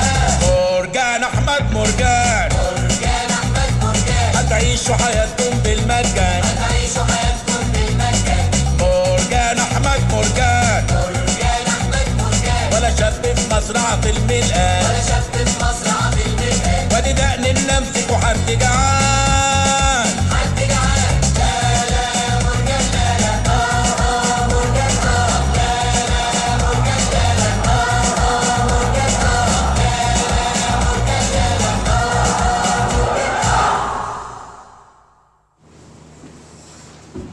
ايه اللي غيرك يا محمود؟ قول لي ايه اللي غيرك؟ الرجوع للحق فضيلة يا دكتورة. بعت نفسك. هو ده الايمان اللي انت بتدعو ليه؟ ما كانش عاجبك لبسي مش كده؟ والعربيه اللي انت راكبها دي جبتها منين؟ الأخ مرجان أحمد مرجان راجل محترم. ولو سمحت يا دكتورة بلاش التلميحات دي. دي مش تلميحات. انت قبضت رشوه. اشتراك زي ما اشترى كل حاجه في البلد. من فضلك يا دكتورة أنا مش مرتشي. ولو سمحت تتكلمي معايا كويس. يا خساره. كنت فاكراك عندك مبدأ، لكن طلعت ولا حاجه. اتجاهكم مين انا؟ ما تروحوا تلوموا نفسكم. ما تحترم نفسك. ايه يا محمود؟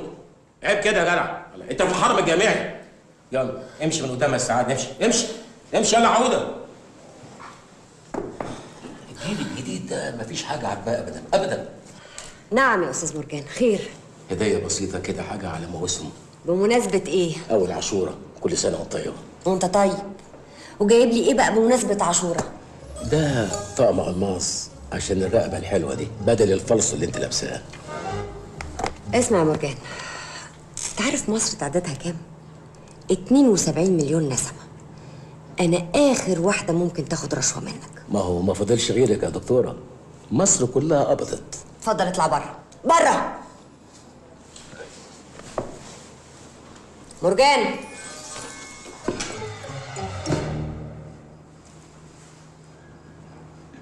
بقول لك ايه، ما تيجي نتجوز بدل ما تحدفيني واحدفك وشغل الصيع ده. ها؟ قلت لك ان مصر فيها 72 مليون نسمه.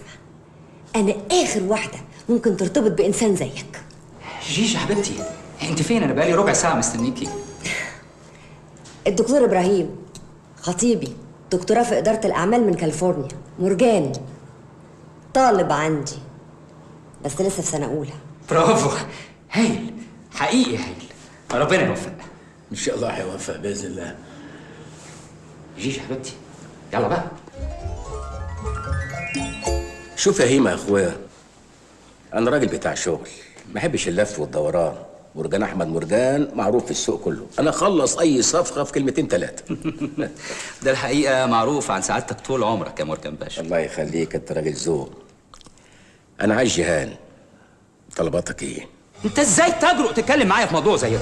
اهدى بس، اقعد الكلام اخده وعطا. اقعد يا استاذ ابراهيم اقعد. هو انا عايز جيهان في حاجه كده ولا كده لا سمح الله؟ انت مخك راح لفين يا راجل؟ انا عايزها معايا. سوري يا مرجان باشا، انا فهمت غلط. اكيد حضرتك تقصد انك عايزها معاك في الشركه.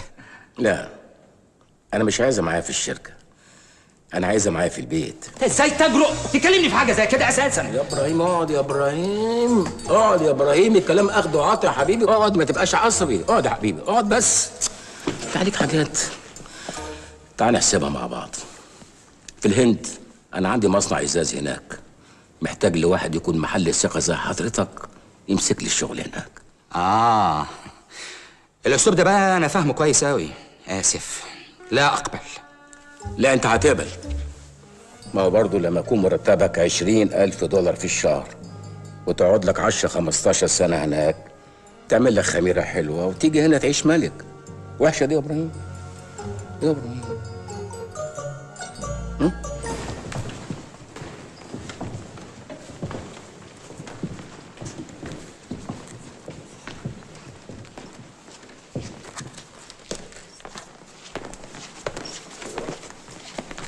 عايز حاجه يا مرجان؟ ابراهيم بيسلم عليكي. ابراهيم مين؟ ابراهيم خطيبي، ده طلع راجل لطيف بشكل. انتوا بتشوفوا بعض؟ لا انا اصلي بعته الهند عشان يمسك لي شغل هناك.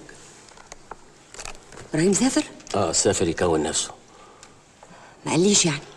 لا، ما هو اصلي وصاني كمان ان انا اخد بالي منك وسايب لك الدبله دي.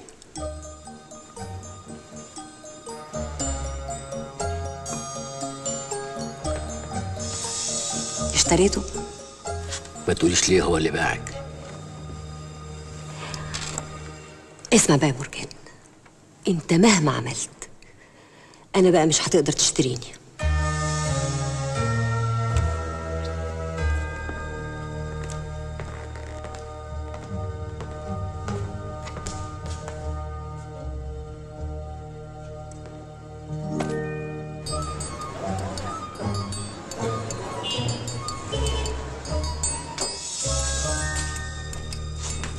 حضرتك الدكتورة جيهان مراد؟ ايوه.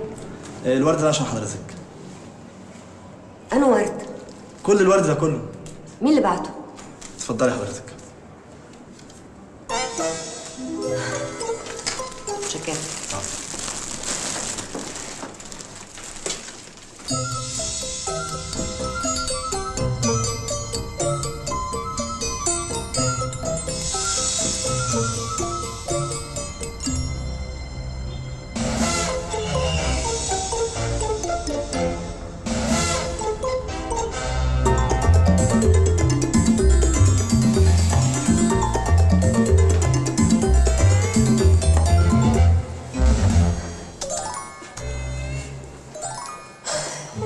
اتفضلي يا فندم. ايه ده؟ ميه يا فندم، فيها حاجه؟ هات لي ميه من الحنفيه. تحت امرك. اتفضلي يا فندم.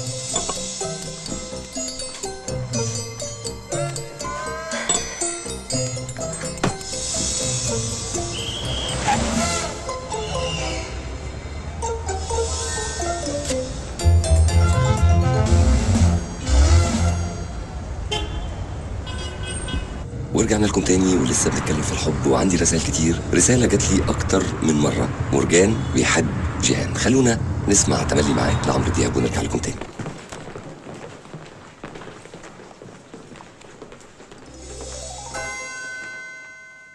انت عايز مني ايه يا مرجان؟ عايزك. انت قلت لي الكلام ده قبل كده وقلت لك لا. انا فيا ايه مش عاجبك؟ ايه العيب اللي فيا؟ عيبك انك انسان فاشل وفاسد، واللي يرشي الدنيا كلها لا يمكن احترمه. انا ما برشيش حد، انا حاسس بالناس. انتوا هنا مش حاسين باي حاجه. الراجل الموظف الغلبان اللي بياخده 300 400 جنيه في الشهر هيعيش ازاي؟ اكل، شرب، مصاريف علاج، مصاريف مدارس، وبلاوي زرقاء تانية كتير. هيعيش منين؟ ما هو يا اما يسرق، يا اما يشحت، يا اما ينتحر، والحكومه عارفه ده كويس. اوعي تقولي لي ان الحكومه بتدي له المرتب ده ومش عارفه هو عايش منين. انا منحاز لاصحاب الدخول المحدوده يا دكتوره. انت طبعا هنا تقبضي بالدولار وجايز يكون عندك دخل ثابت، بس انا بفهمك الدنيا ماشيه ازاي وبعلمك الحياه. مش كل حاجه هتقدر تشتريها يا مرجان. لا لا لا لا لا لا، انا اقدر اشتري اي حاجه، انا موهوب في الحكايه دي. انت مش جبت امتياز في ال3 مواد؟ الحمد لله الحمد لله، دم جهدنا وربنا وفقنا ومن جد وجد. وريني بقى هتعمل ايه في امتحان الماده بتاعتي الاسبوع الجاي.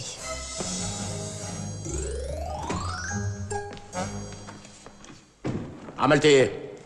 سعادتك ما عرفتش اجيب اسئله الامتحان. يعني ايه ما عرفتش تجيب اسئله امتحان؟ امتحان ترموا في الجامعه بتاعتنا مش عارفين نجيبه؟ ده احنا بنجيب امتحان الثانوي العام حبايبنا كل سنه. سعادتك دكتوره جيهان حطاه على CD وفي شنطتها ومحدش عارف يشوفه. طب هنعمل ايه دلوقتي؟ هو في حل سعادتك، بس انا مكسوف اقوله يعني. ايه هو؟ ان سعادتك تذاكر وامرنا لله. اذاكر؟ انت عبيط يا حسن يا هنداوي، اذاكر ده ايه؟ هو انا في دماغي الحاجات دي؟ يبقى مفيش سعادتك بقى غير حل واحد. حل ايه؟ ايه ده؟ دي ملخصات عصارة مجهود طالب شاطر قوي من انجب الطلاب في الجامعه.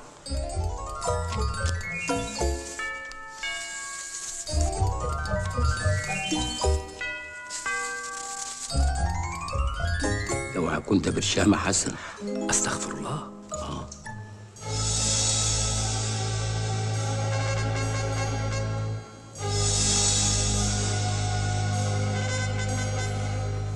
ما بتكتبش ليه؟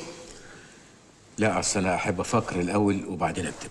يعني هما 5 دقايق وهتلاقي الورقه دي ان شاء الله مليانه على الاخر باذن الله. ان شاء الله. شد حيلك. ربنا كريم، كله على الله.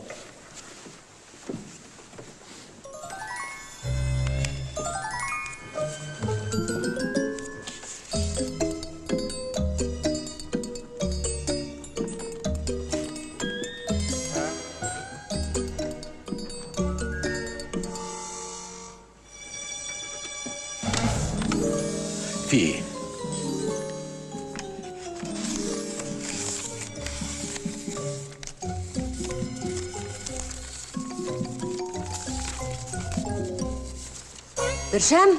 لا ده حجاب كانت الله يرحمها عاملهولي لما كان عندي الحصبه. فين امن الكليه؟ الاستاذ مرجان بيغش مع برشام. الاستاذ مرجان غشاش.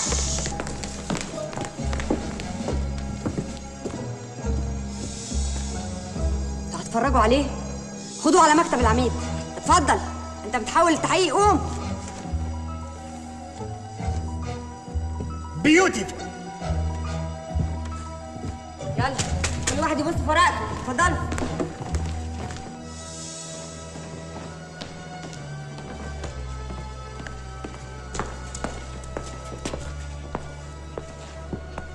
نعم، جايين تشمتوا فيا، جايين تدوني درس في الاخلاق. خالص يا بابا، احنا مش جايين نشمت فيك. بالعكس احنا جايين عشان نساعدك. انا مش عاجز، مش محتاج مساعده من حد. انا لو عايز انجح انجح بصباع رجلي، انا اللي مش في دماغي. لا لازم تنجح يا بابا، مش عشانك انت بس، عشاننا احنا كمان. وبعدين يا بابا احنا مش هنسيبك، احنا هنذاكر لك وهنراجع لك. اسمع عاد انت وهي، انا لا هذاكر ولا هدخل امتحانات، وانا الحق عليا اللي سمعت كلامكم الاول. اتنقلوا انتوا افلحوا بس. يا بابا احنا مش عاوزين منك اي حاجه، احنا كل اللي عايزينه ان ابونا يبقى راجل محترم. يعني يا بابا احنا ما يهمناش انك تكون ملياردير او اهم رجل اعمال في الدنيا كلها، قد ما يهمنا انك تكون راضي عن اللي انت بتعمله. انا راضي عن نفسي كويس ومقتنع جدا باللي انا بعمله. يعني يرضيك يتقال علينا ان ابونا راجل غشاش؟ اخرس يا ده انت. لا يا بابا مش هيخرس، وبصراحه بقى بالمنظر ده احنا ما يشرفناش انك تبقى ابونا.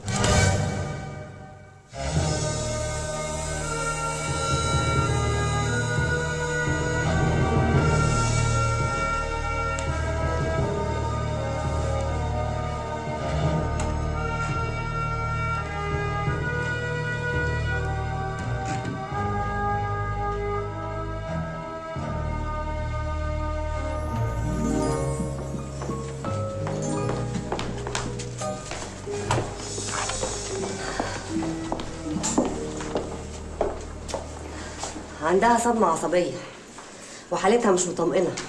الدكتور بيقول انها فقدت النطق. يعني ايه يا دكتور؟ بابا عليا لو جرالها اي حاجه يبقى انت السبب. انا هنقلها من هنا، هوديها اكبر مستشفى في اوروبا. تفتكر هو ده الحل يا استاذ مرجان؟ البنت لازم تخف باي ثمن. هترشي مين بقى المرة دي عشان بنتك تخف؟ بنتك بين ايدين ربنا، هتقدر ترشي ربنا؟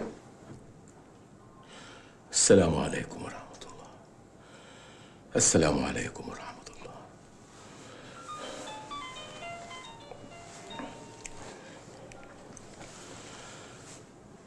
أيوة يا حسن، اطعم لي 650 مسكين يا حسن، ووزع بطاطين، وطلع لي 20 واحد السنة دي للحج.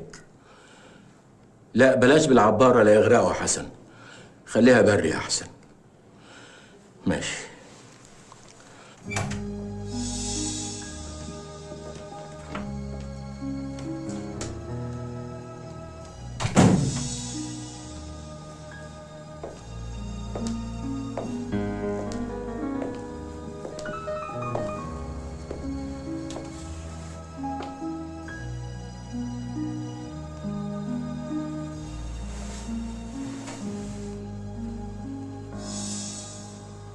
أنا آسف عليها، أنا آسف يا بنتي. أنا عمري في حياتي ما مديت إيدي عليكي. أنا ما حبيتش حد في الدنيا غيرك أنت وأخوكي. ماليش في الدنيا غير كنتوا الاتنين، الشغل وأنتوا. فلوس الدنيا كلها ما تسويش الإحساس اللي أنا حاسه دلوقتي، إن أنا أكلمك وانت ما ترديش عليا.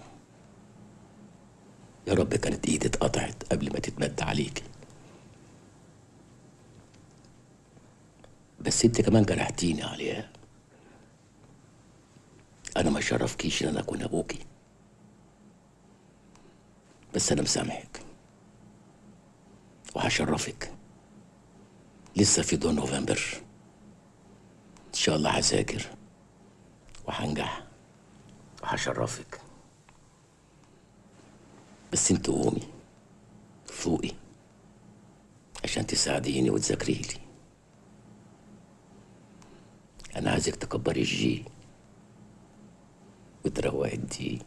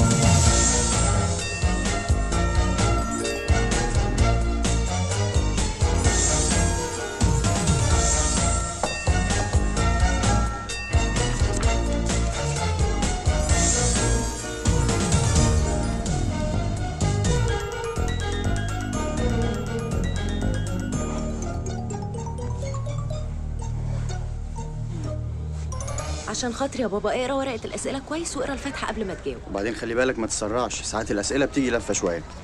هات ده بقى يا بابا. هات يا بابا. هات يا بابا بقى.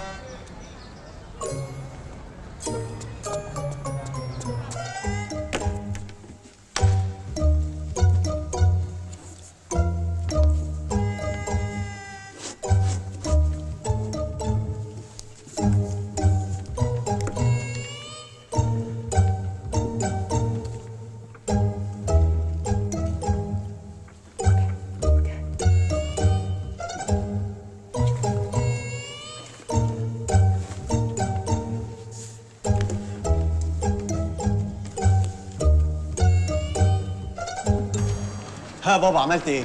الحمد لله زي الفل، ابوك شرفكم. وريني كده ورقه الاسئله دي. عملت ايه في السؤال الاولاني؟ ما عملتوش. ليه يا بابا ما عملتوش؟ ده السؤال الاجباري. يا نهار اسود، هو كان اجباري؟ طب والسؤال التاني؟ لا ده كان اختياري، ما عملتوش. ايه في حاجه؟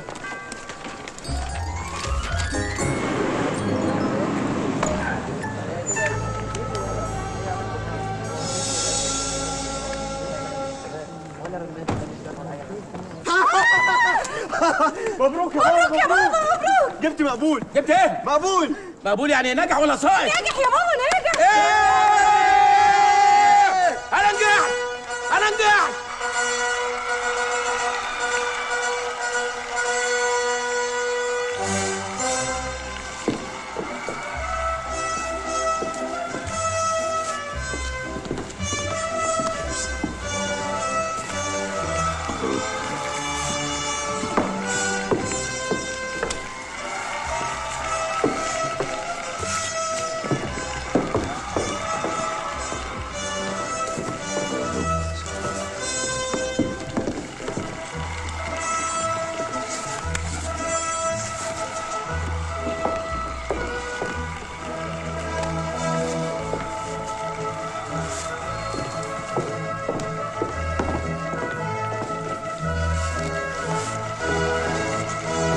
شادة.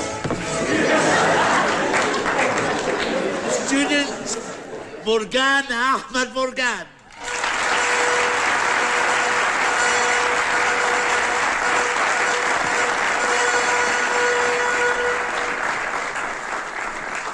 May I say a few words, please? Of course you may. Thank you. Please do. Thank you very much indeed.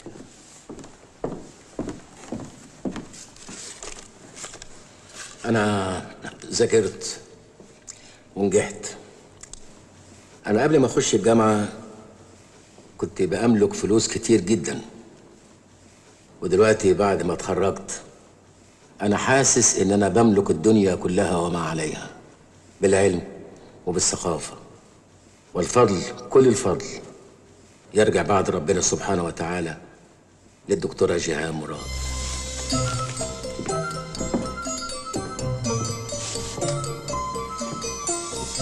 ايه ده؟ تاني؟ لا لا لا لا لا لا، دي الشبكة. الشبكة